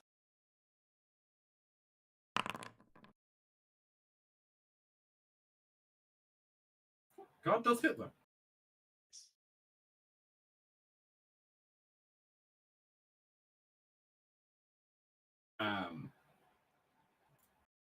Leap for Raiden. Miss Vampire.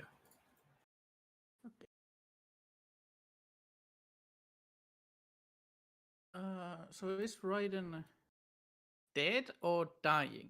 You don't know.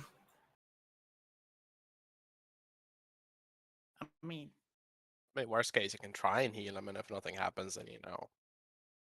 I guess.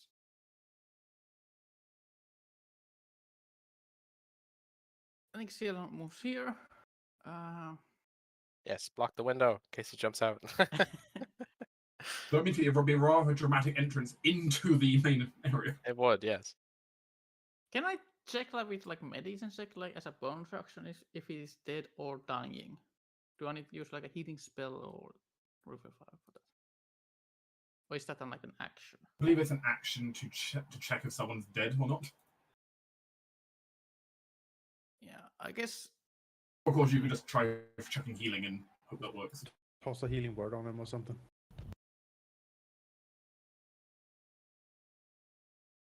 If the spell fizzles, you know what happened. Yeah, I just gonna throw level 1 cure wound on him.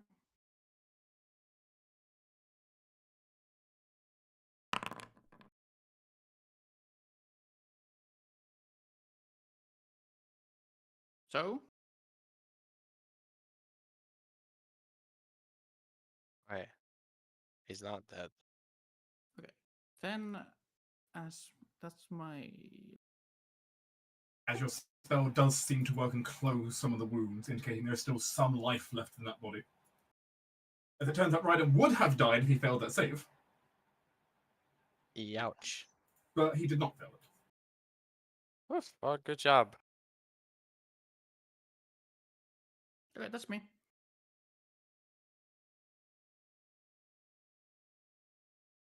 Wow, this got messy quick.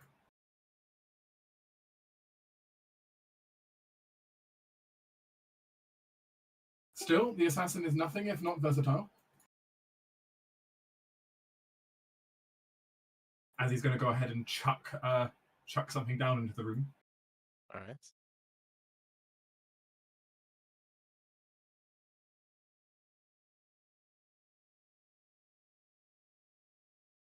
As you see him reach into his bag, reach into his pocket and throw out this small little container.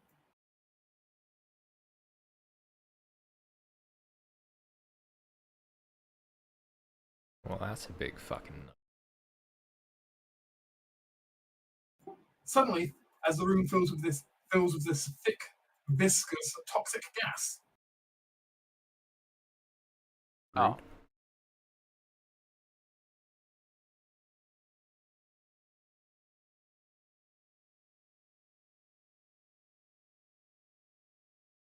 There we go. That's better on the UI.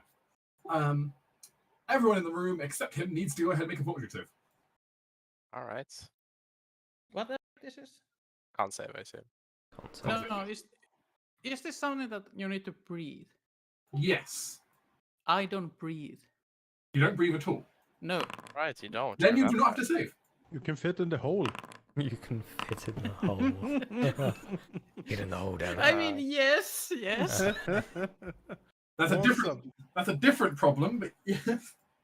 Get in the hole, Vampires Seal. don't breathe at all.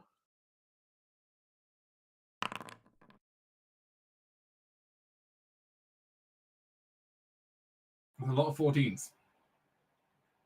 Hopefully that's enough. Sadly, 14 is not enough. Oh, fuck, okay. Fuck. Torrin, No. you're absolutely fine. This is a little bit thick. It's good. It's not great on your lungs, You'll probably be fine. You'll be taking half damage from this. Melt worse. Fuck, what have I got? That is 22 poison damage. Okay. Okay, alright. Okay.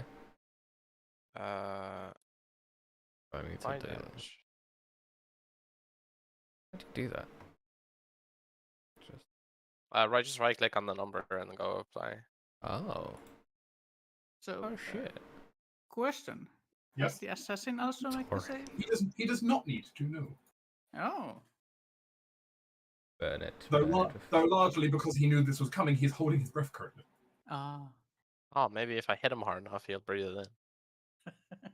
That is actually possible, but Yeah, I'm gonna do that. So is this a lasting effect, or? you will not be taking ongoing damage. Well, you'll be taking some ongoing damage. It won't be as high Okay, from being in it. sure. In addition, however, you are considered poisoned, which means you have disadvantage on attack rolls and ability checks. Oh, great. Okay. Except Torin, who doesn't care. Oh, okay. Do we have poisoned as a thing?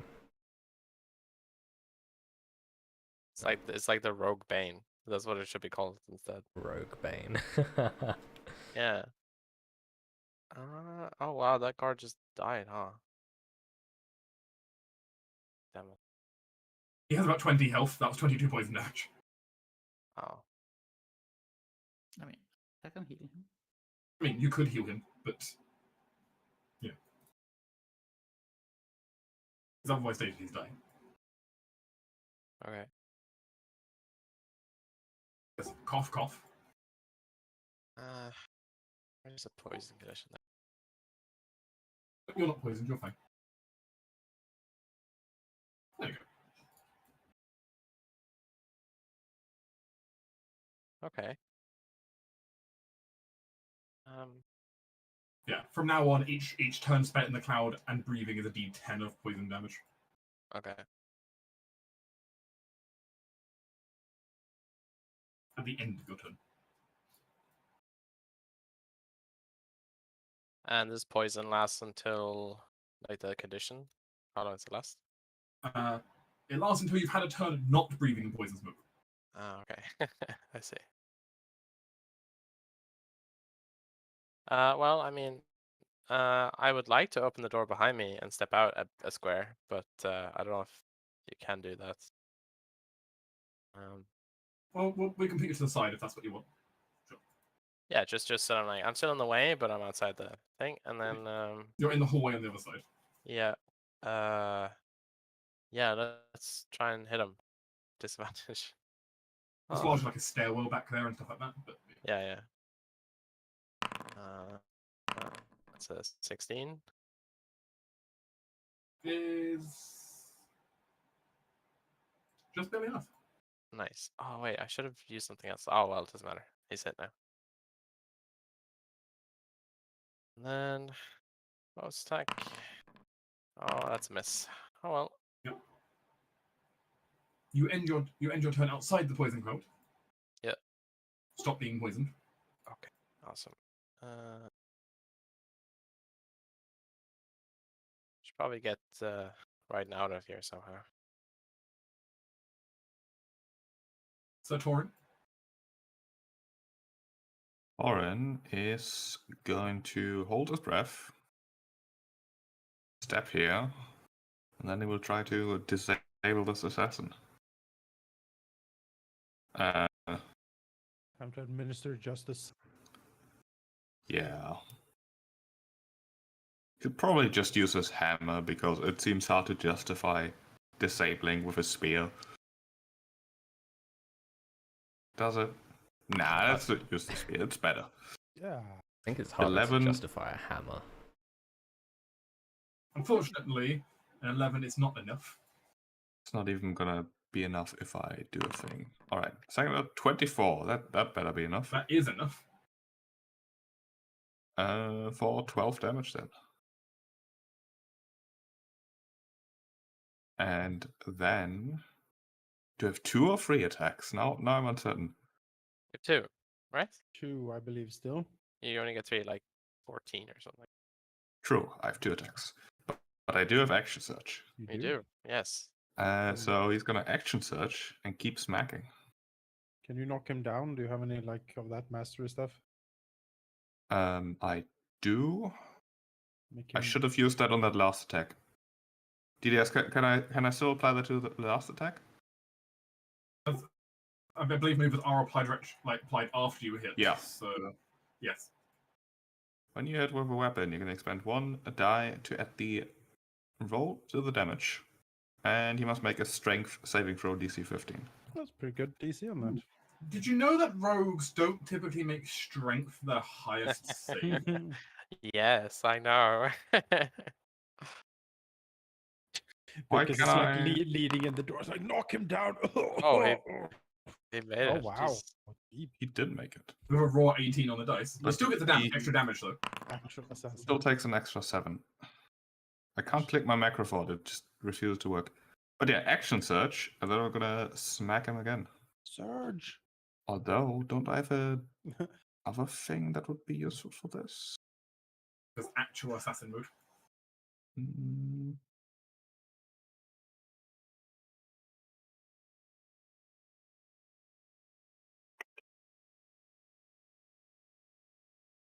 This might be good.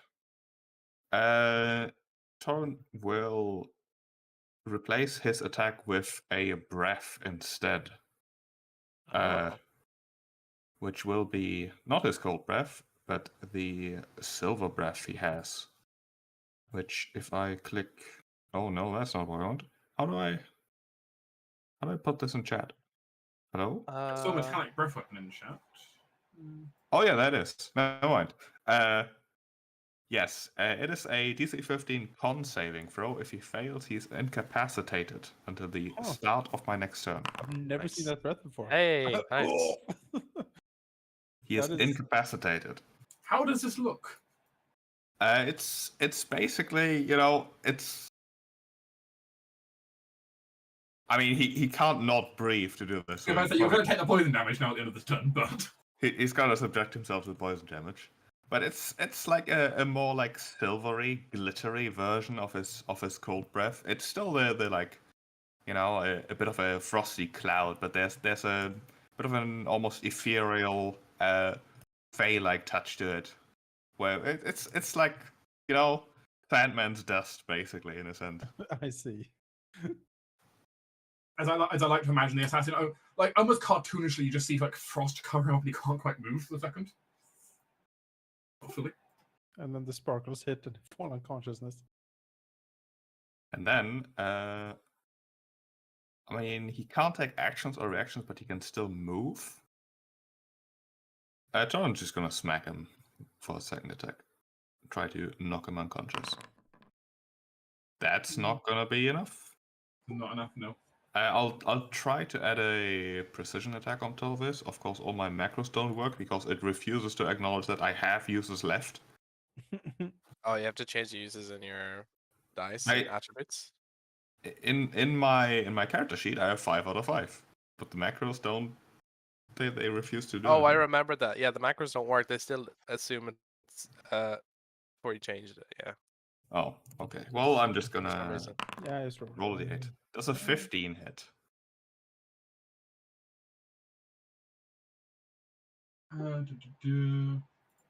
Right now, he did not attack on his last turn. That is a hit. Mm. All right, then he takes 18 damage. And Torrent gets some poison damage, I believe. Take a good 6 poison. I can accept 6 damage. That's all right.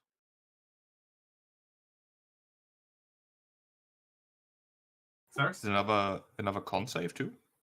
There's no con save on it. Okay. So you succeed the initial one. You missed fine. you missed the initial blast, but now you just take ongoing when you breathe it. Yes, me. So I'm going to Ice him, doll. yeah. Yes, Yeah, I mean, see? I'm gonna ice him. If you cast a spell, you will take that poison damage. But What was the poison Oh, damage? true. What was the poison damage? 66. No, well, no. It's each 66. turn one's just 1d10, thankfully. Oh, So- it's just the okay. initial blast. Oh, okay. Yeah, Alright, I'll initial, take right. that. Oh, probably misses. That's fine. I'll quicken cast Tasha's Mind Whip again Ah. for a awful roll. And he saves again. Oh my. 2 damage. That might be enough to Exactly. kill him. Oh, almost. Almost. Uh, Oh. His brain. It's fine. The guard will get his second win from death and poke him 2 damage. From Hell's heart, he stabs at him. The guard is not, in fact, a fighter. It's fine. Seal's got this. Poor guard. And I'm going to heal all except the assassin. Oh, I see. I leave the glory for you all. As I will cast the mass healing word for everyone. Raiden guard included. And I guess who's next? Assassin is next. Oh. Yeah. Well, too late for that because I do want to keep him alive. Sure. I understand. As a bonus action, I will throw Bardic Inspiration for. That was a bonus Because- action, but No, oh, this is a bonus action? Yeah, you Oh, can. it's a... Yeah, It is yeah. a bonus action. Oh, I read wrong. Get him. Should I go straight? No, I'm just gonna Eldritch Blast him.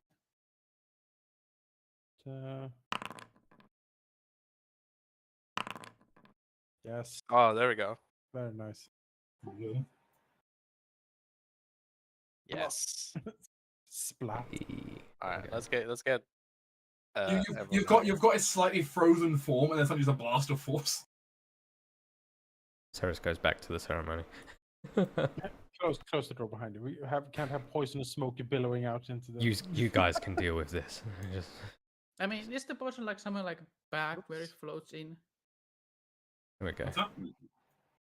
Is the potion like some kind of like a bag or like a grenade or whatever? Yeah, it is? there is this like vial on the ground spewing it out. Yeah, can I like still take it and go walk outside? Let it like evaporate, like You can. back through the back door. Swallow it. You can take it out to the graveyard and just let it just spew it out there. Yeah, he takes it. She takes it out. And Torin will make sure this guard is dragged out of the danger zone, brought to the infirmary if he can still be saved. He's not fully dead, but he's not in a great shape. He's going to need to leave. But maybe drag poor Raiden out of there too, so he doesn't like breathe the gas and die no, horribly. We handle that. Seal's gonna drag it out. So Assume that every vulnerable person will be dragged, and the assassin will be taken care of as well. To be Raiden questioned took a later. pretty nasty wound from a poisoned blade, it looks like, but Yep. he'll live. If only because Seal's intervention. that's good. Meanwhile, oblivious to everyone downstairs,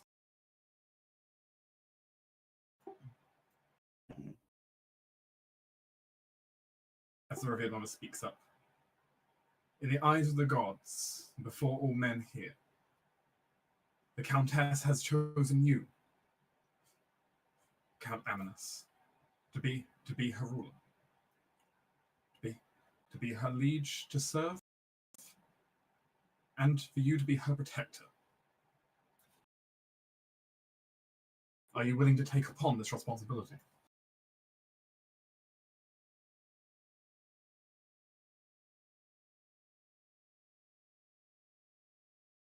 Sign you both to the contract with the gods. Well, is it Amnos? Should he speak first? Yes, she's asking if you're willing to take upon this responsibility. Amnos nods and says, "I am." Very well. Then.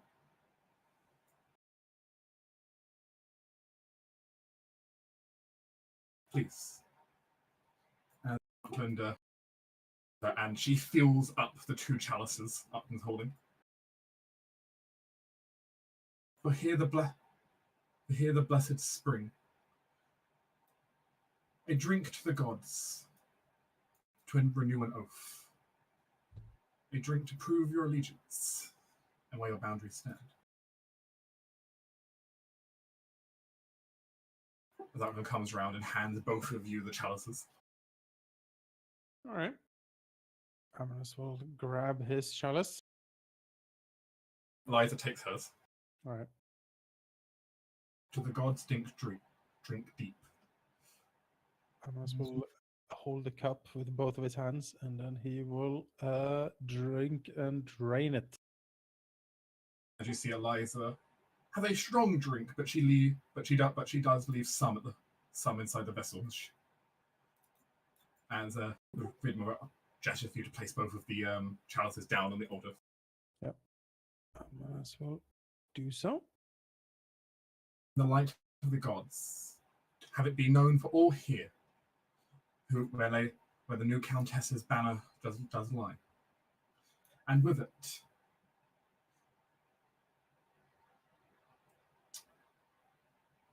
the now founding of a new duke for our imperial kingdom, Duke Amonas Zeal of the Highlands.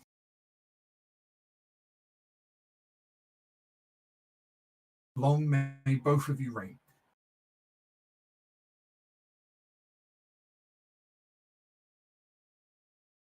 There is, like, this... Despite the fact... Thankfully, the fight's already kind of calmed down upstairs. Mm-hmm. Because you could hear a pin drop right now with the various flashing colours on the Duke's face. Mm-hmm. And various people aghast at what just happened. The Duchess... The Duchess, of course, is just smiling all the way. Of course. Naturally. She obviously knew what was going to happen here. You already told her everything. But many of the other people present were not as aware of what was going on. Some of the ones who've been like closer to your court don't look as surprised, but still. Yeah. Amonas will slowly turn around and take in the spectators. If you wish to address your people, you have the floor too.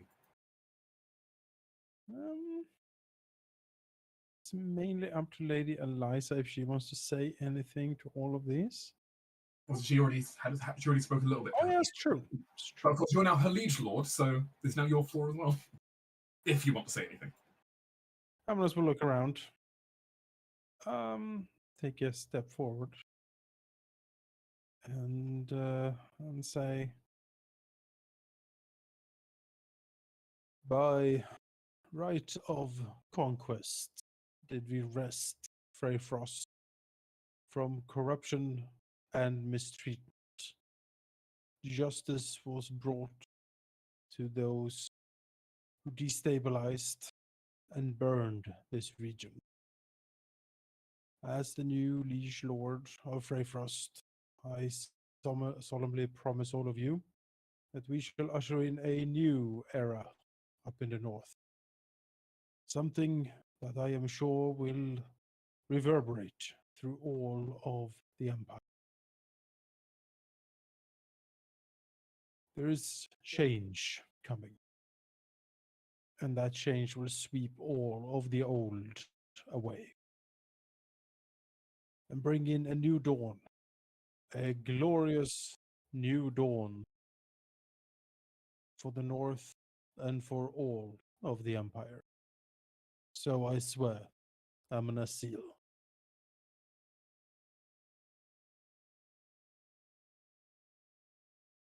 You will look over the room if anyone springs forward to challenge him immediately, but The room is initially quiet for a moment.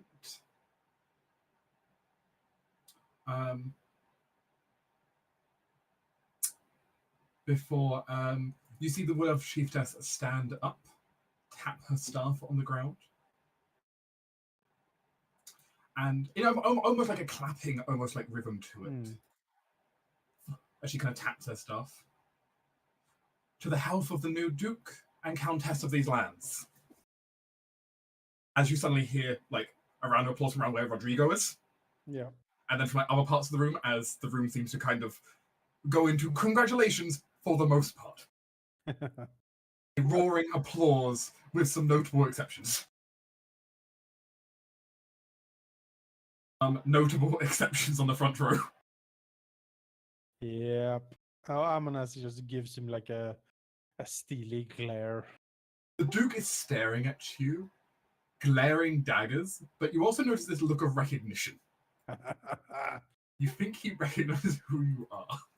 There we go. Amonas looks back at him, and a slight wolfish smile creeps onto him, like something sly but also hungry and feral. And then he'll just give him a curt nod, like, "Yeah, I got you, fucker." The ceremony does go on for some time, as at this point the revered mother has, all the people who want to swear allegiance now to Lady Eliza or yourself now to come up and, Oh yeah. swear their allegiance before you kneel before the altar. Yep. All the pomp and circumstance. Essentially making both of your titles very official now. As you didn't even have a true coronation yourself, so it's kind of been wrapped in a little bit. Mm-hmm.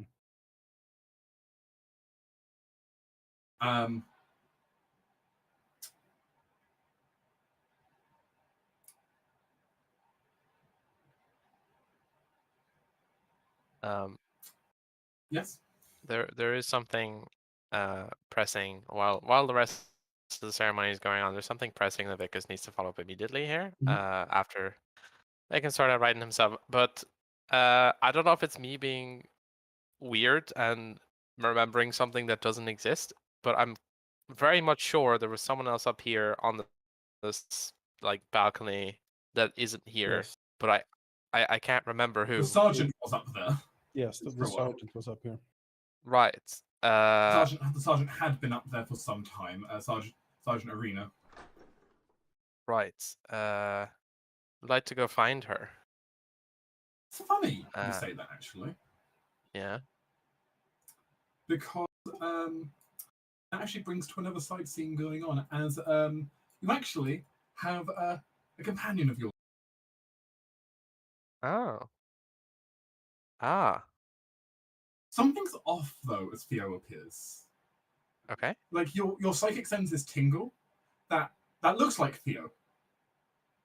It feels like Theo, but it's not. It doesn't feel the same. Okay. Vickers immediately tries to initiate a psychic whispers with him because he knows his mind, right? That's the one thing he knows. So he'll try and connect. Or well, he does connect, but then they can instantly shrug it off. But he gets a touch. You connect. Yeah. Vickers need you. Yeah, this way. Okay. As you see him move away, and you almost see the form of Theo as it kind of goes through the door. Almost like it flickers away. Oh, is it like a? So I do connect to his mind. It's definitely him. Okay. But but the body you saw was either an illusion or something else. You don't know entirely. You've never seen him do that. Yeah, that's interesting. Well, Vickers will, tell everyone what he's doing, and we'll go follow quickly. You run across a scene of one of the side buildings of the temple, which I'm just going to drag these guys in here for a second. Yep. Where there is a few individuals also currently bound up with the sergeant's boot on top of them. Okay. Which they look like a couple of burglars to you. Oh. Who had broken into one of the side buildings here. Okay. On the church. Seemingly rummaging through the records room. Ah, right. But they're currently bound. They're currently bound, and one of them has this kind of like their vein in the forehead almost looks like it's throbbing slightly. He's got like quite a lot of blood running from his nose. You get the sense someone might have gone a bit overboard with psychic power on them. Ah, I see. Other one looks like one of the other ones looks like they have been severely beaten in the face with a mace. I see. Sergeant. Because There's a kind of a small beginning of a smile on Vickers' face, but he'll say, "Your report then. What happened?" she salutes. I was patrolling the upper level when I suddenly heard a whistle being blown from outside. It was quiet, but it was one of the guards telling me that they thought they saw someone pass the perimeter line. I went to investigate. Found one of the windows had been forced open, and found all of this lot rummaging through Freyfrost's archives. He frowns. Are these the only ones that got inside? Only ones I found so far, but I'm fairly confident it's just them. Well, he kind of thinks to himself for a moment. He sends Theo a message asking him if he's okay, because he hasn't really seen this level of power from him before. His eyes are glowing unusually bright right now, with a lot of psychic energy behind them, but he nods. I guess put a hand on his shoulder just to have his presence there. Turn to the sergeant and say, "Well, the others should be coming behind. I'll get these ones incarcerated, and we'll see why they're here. As for you, I would suggest perhaps to double check and make sure that they are the only ones. We wouldn't want records going missing." I already sent a few guards around, but we'll do another sweep. You're not. Good job, Sergeant. You can relay that to the others as the ceremony kind of winds off. Indeed.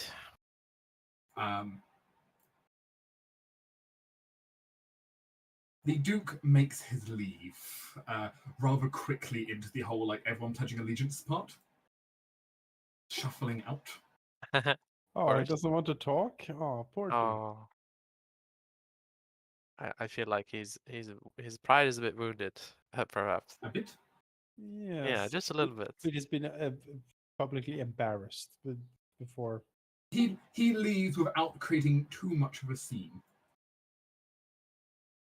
trying to keep what pride he has intact. Yeah. But for the most part, the ceremonies begin to unfold, and kind of quieten off as people begin to come and go.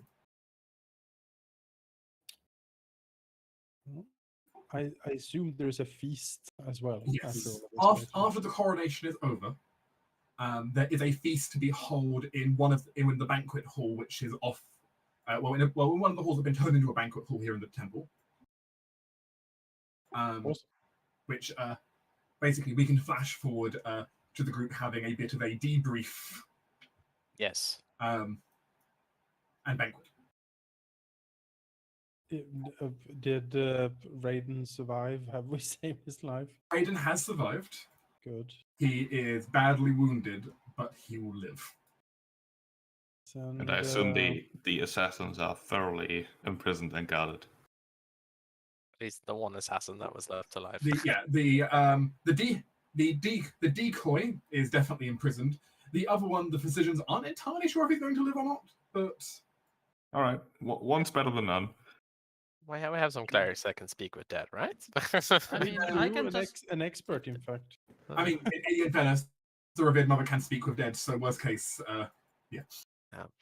Because right now it doesn't look like he's doing the best. So we'll see. I see. Yeah, we'll confiscate whatever they have. The burglars, same situation. Throw them in the prison. Question them. And quite a few captives from a single ceremony. Indeed. It is a rather interesting ceremony with the servants having the unusual situation of having to try and also provide food for your giant that's arrived.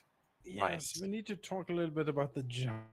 There are many people to potentially talk to here. So the giant was going to give gifts to who specifically? The ruler, Amnis, right? Or was it Eliza? Or both? The ruler, whoever that would end up being. Okay. So Both. yeah, so I guess you both would need, or you and Eliza would need to talk to it then. See what's But happening. you have chances. You can first go. The group as a whole can all meet up first. Yes. And have a talk while Lady Eliza doing the rounds of thanking everyone for coming, and you know the general party party host situation. Indeed. Of course. And then afterwards we have to tell Eliza that her brother was almost assassinated. uh Maybe we can send she's Sister Fiona to him or something. She's good at that healing. yeah. The revered mother actually, once the ceremony is over, will go to treat Raiden's wounds. Great. That's nice.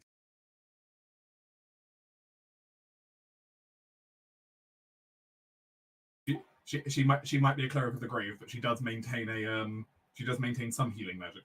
Of course. It's appreciated. It's the best kind of cleric when you're on the brink. I mean, yeah, that's actually true. They get bonuses whenever they're healing a person who is unconscious. They always do maximum healing. Yeah, Well, great. that's nice. Mm-hmm.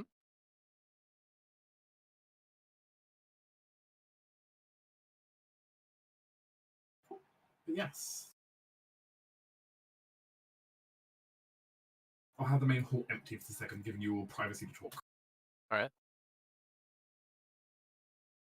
Let's shove ourselves down here. Oh, there we go.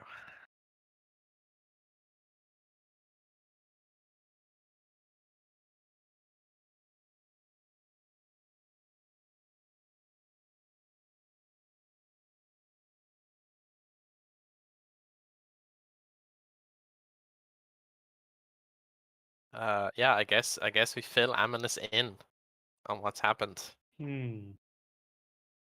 Um, might as well listen. yeah. And says, well, it is good that we seem to have solved the problem. We did expect something like this, but it's unfortunate for Lord Raiden, but I'm gratified to hear that he will survive.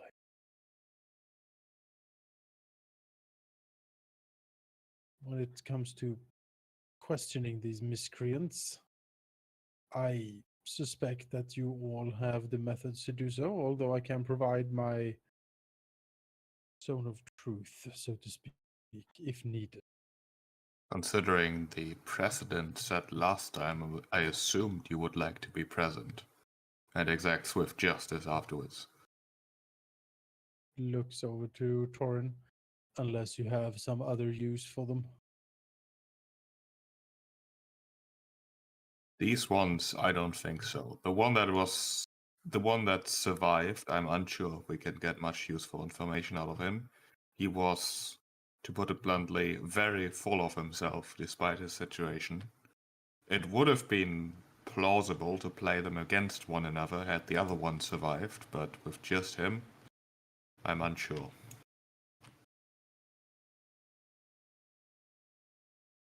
Could I have him as a meal? I'm gonna shrug. What does that even mean? I... No. But he's not King Amanus people. I guess it's fine. As entering her way into your meeting, you see your royal enforcer make her way in, rapier at her side. Looks over. Not to intrude. There's apparently been a bit of a situation on the upper rafters, but that has been resolved. Looks over to her. I saw that a large number of prisoners were added to the dungeon. Yes, your skills might be required down there to see if you can get anything useful out of them. If you require, I can attempt some advanced interrogation tactics. He nods. Do it. I'll see what they can reveal, and if there is nothing, and nothing further useful can be gained from them, we shall put them to the sword, I should think. I am interested to know who actually sent them and why. It is odd that the target seems so unclear. First thought it was Eliza or myself, but now it might be the Duke, and I am not sure what is going on. I will make that a priority to scour their minds for. I will investigate how they got into this place in the first place. Maybe they were seen. Or left other traces. If they came from above, I assume they came over the roofs or some such.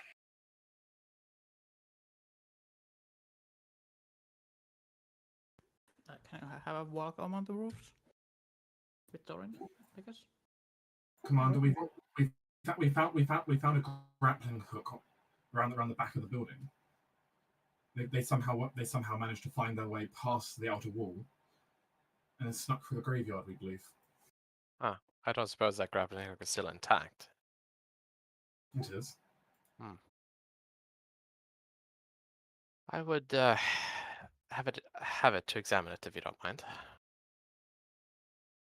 It's in the evidence lockers, but Then I will retrieve it myself.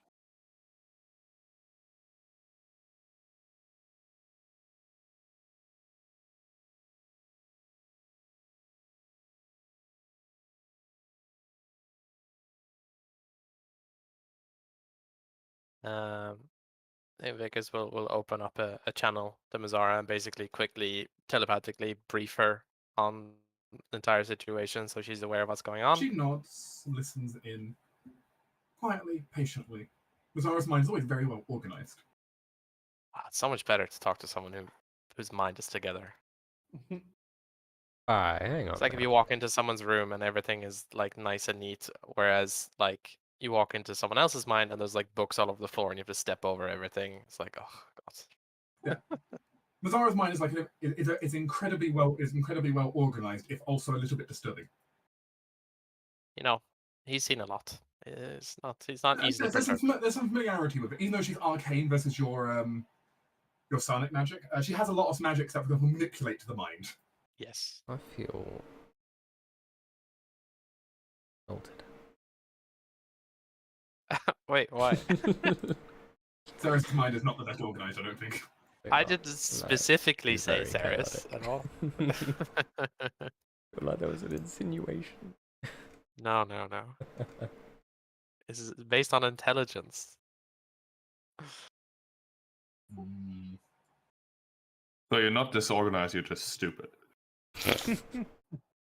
But Ceres has like a very high intelligence. Yeah, Ceres is very intelligent.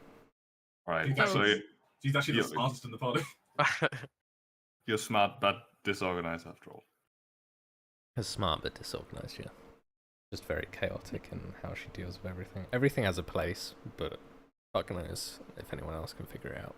Again, this is high int, low wisdom, though, everyone's. Yeah, Yeah, when no, you have high enough absolutely. int, you have a lot of place to handle, and if you don't have the wisdom to handle all that at once, then Yeah, kinda.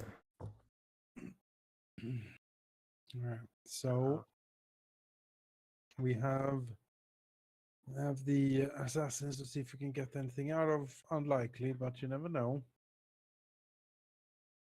And I guess we just have to take it from there. I assume the Duke is just going to run home now and just stomp around and being pissed. Well, there's a question of whether or not we want to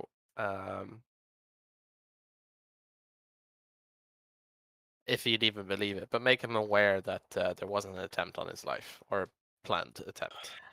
It's hard for us to say, unfortunately. The problem is that we are attempting at his life as well, sort of. It's more of a preemptive plan, right?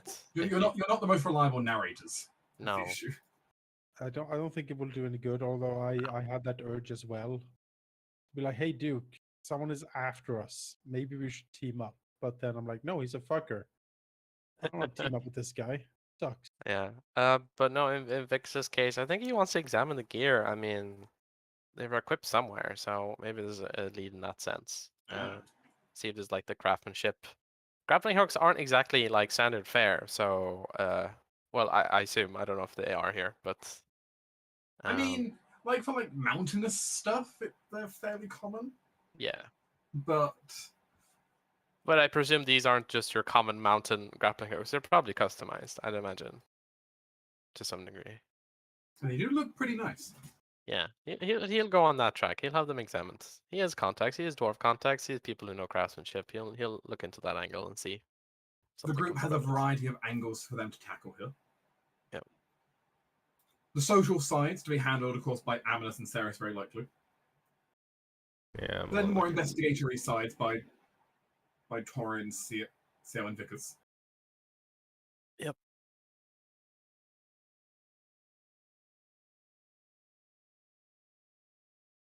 And the torture by Mizar. I mean, interrogation by Advanced Mizar. interrogation. Yes. Advanced interrogation. I don't know. I don't care how you do it. Just do it. Yeah. She'll go in there. The target won't necessarily be happy, but she will get the information. Don't think the assassin's happiness is relevant. No, not really. Because the point is between using a combination of magic, drugs, and other means, they will talk. Pretty well funded and well equipped assassins though. Like that poison and that gear is probably not that cheap. Yeah, the actual assassin was quite well armed. That's quite clear. Even having a lightly magical dagger, though, only appears to be very basic magic on it. Still, basic enchantment, though.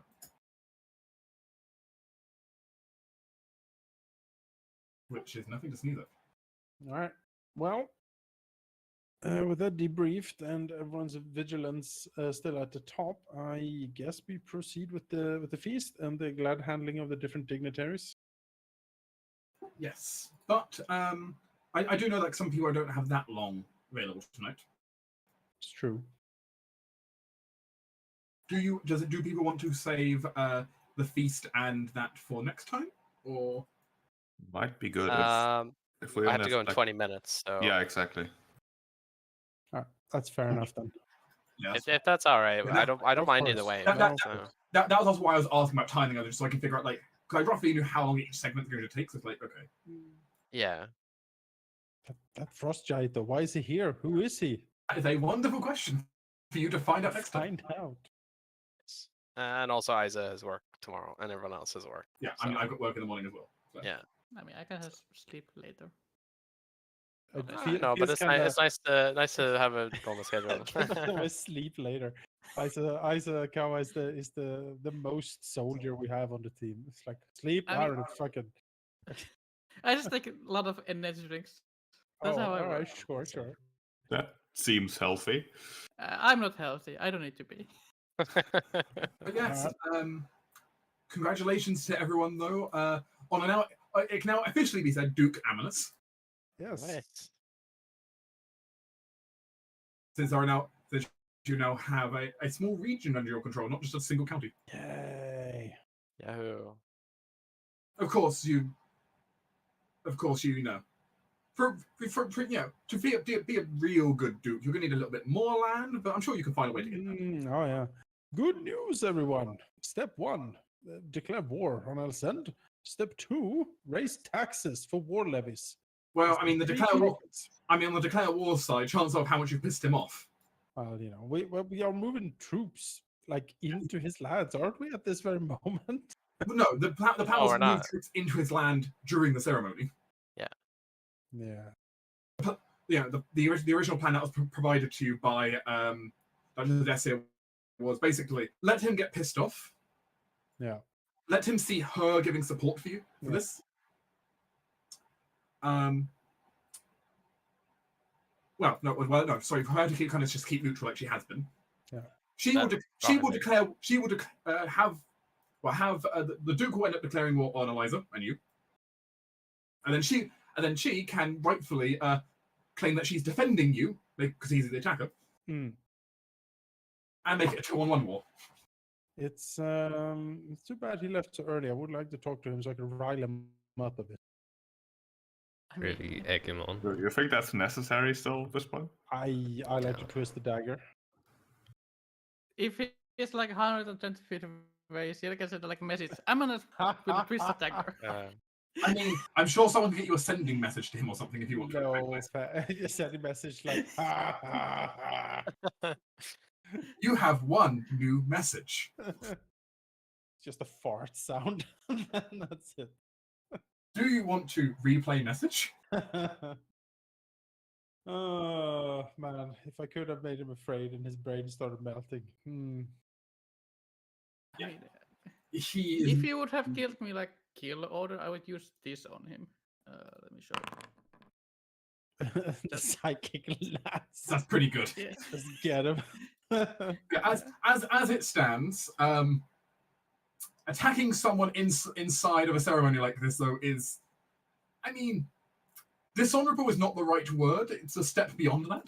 Yeah, that's the problem. We need to appear legitimate here, and there's the rule of law, and war is dictated by some of that as well. So we can't really declaring war on holy ground is considered not great.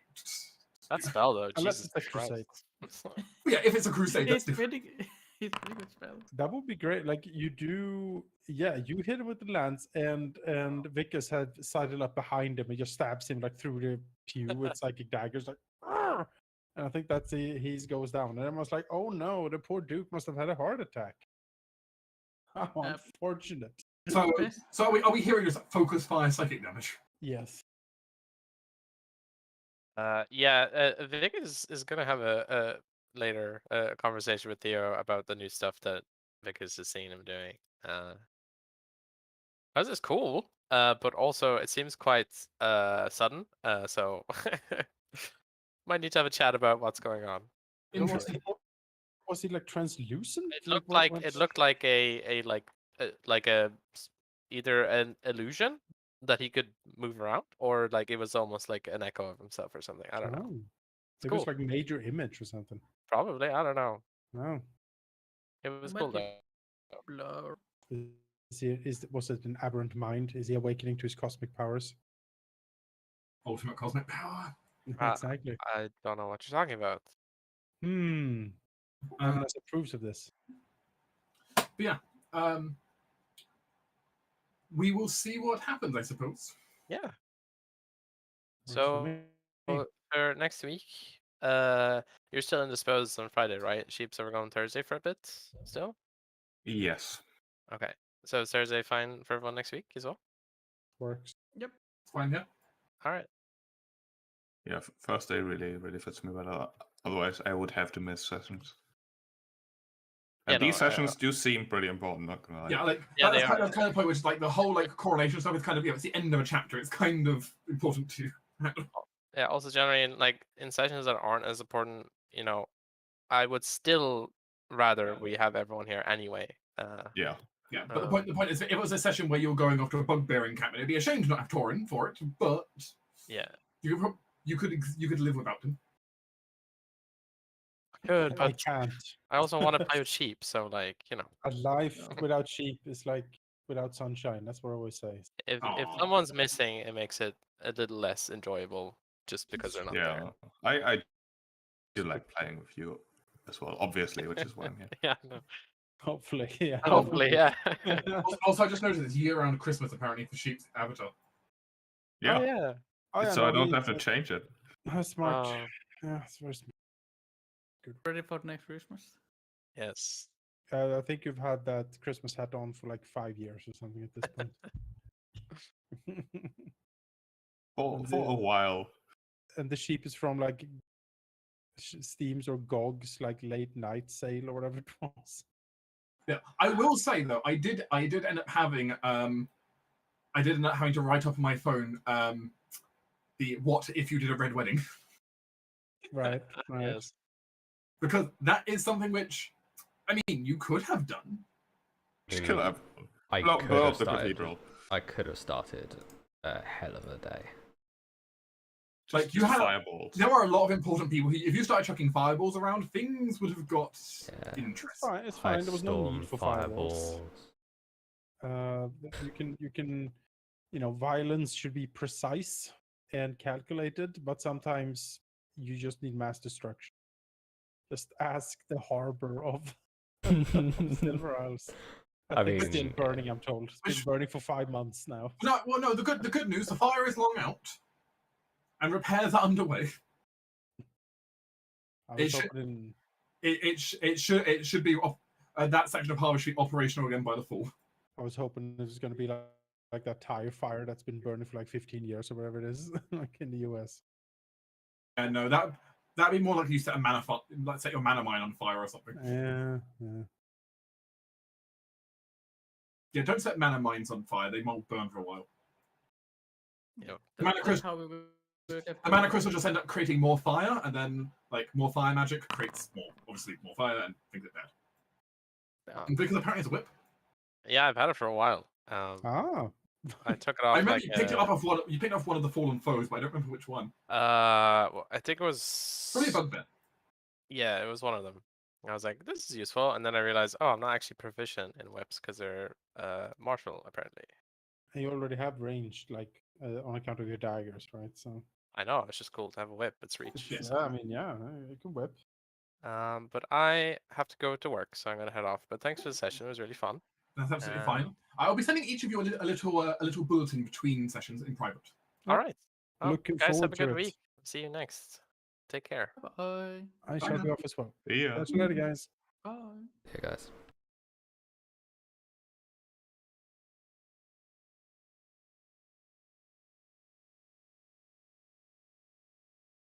Hi, Isa. Hello. You know what's been fun for Seal this entire time? Hmm? Her cursor, you're walking through a hallowed location. I mean, I guess. Look, hallowed specifically tends to have negative effects for undead. True, but like, Seer is not true undead yet. Yes, which is why you're fine.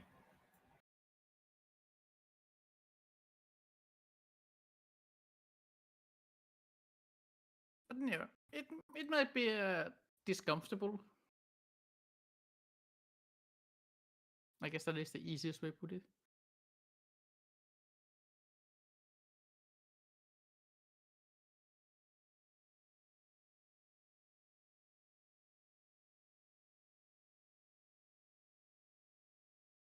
But I had some ideas, and I still have ideas after the coronation. You'll have plenty of chance to explore them. Because I might want to talk with the Reverend Mother. And So this will be fun. Yeah. You also, some of you may have also noticed Kieran hanging out outside. He opted not for coming inside, but probably worried he might burst into flames or something. Not an unreasonable thing given his background. Yeah, that makes sense. Cultist is probably not welcome inside of the Holy Church. Yeah, not maybe. Like, it might be very discomfortable for him. Very discomfortable.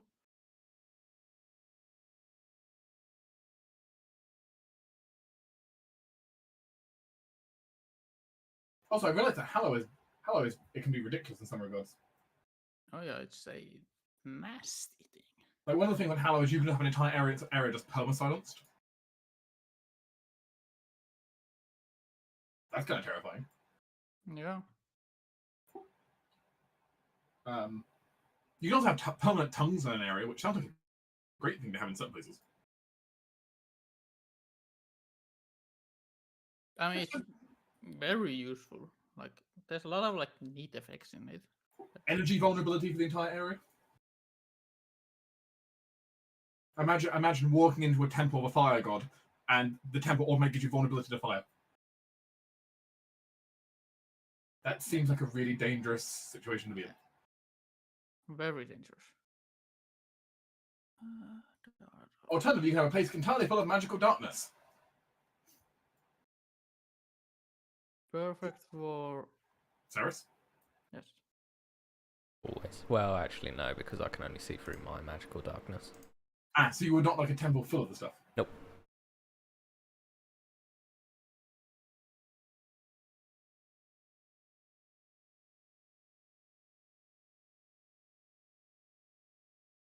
From a diplomatic point of view, how is Ceres feeling seeing Amanus' position legitimized in front of the Ivory?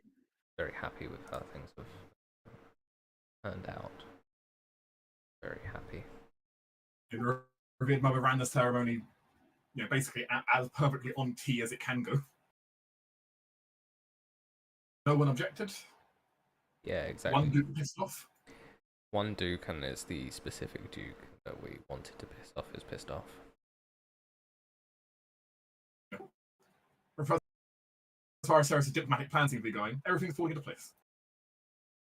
Of course, this does mean that Ceres' proper work begins soon. Yeah. Because now you've got to focus on the bigger picture. Who says I haven't been focused on the big picture? It's a bigger. Lord Shell will take your place. Huge. It's massive. I mean, in fairness, given Ceres' intelligence, you totally could swap roles. For what? Ambassador versus Sage. Yeah, I mean, Ceres could take the place of quite a few roles if she wanted to. Ceres' only problem, she doesn't have certain skills she doesn't really have trained, but Yes. Yeah. She's very you're no much... historian. No, she's no historian. Or not really religious either. And nature can go suck at big one. But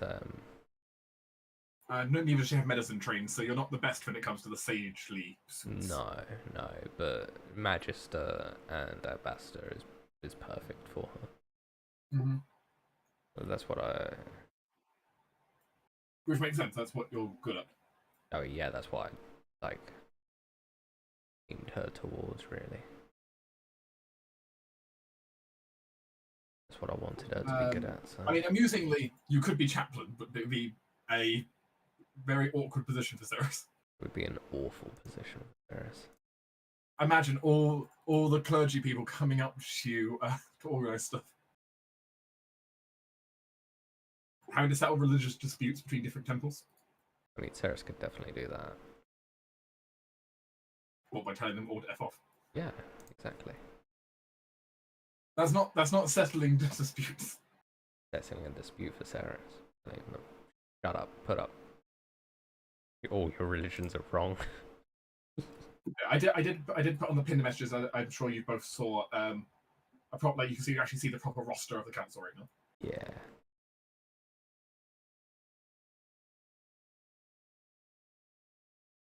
We have a few gaps on there, but you know how it is. It's what it is. At least you have at least somebody in every category, and 3 people in security. I mean, security needs quite a lot of people. What's that, Isa? Security is quite useful to have quite a lot of people. That's fair. Learning, you've got 2 people. You've got a magister and a sage. So, yeah. Though how good CL is as a librarian, I always question. She's good at it if she's interested at the topic. I mean, certainly when you've had people coming to you about trying to figure out medical concerns, you've been surprisingly good. I mean, for the most things, she's pretty decent, but she's just very lazy. Yeah, that's kind of the thing of you got the very slothful librarian. Yeah, at least the library is very quiet very often. For some reasons. And I imagine when it comes to just filling out paperwork and everything, that's not really high on your priority list usually. I think still does it, because then nobody will come to wake her up. It's like the necessary thing to do. That's fair. Do a pile of paperwork, have a nap. Yes. For 8 hours.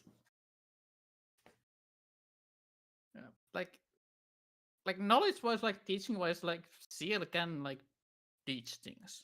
She's just very lazy about it. but like she knows like skill wise quite a lot of like. I'm still amused that someday we might end up having Admiral Seal. That would be wonderful. Because I like the idea of a vampire running a boat. Yeah, for sure. Alright, love you guys and leave you. Have a wonderful I know. evening. You sound Good night. exhausted. I'm pretty tired, but Go it's now. okay. Yeah. I'll chat to you guys later.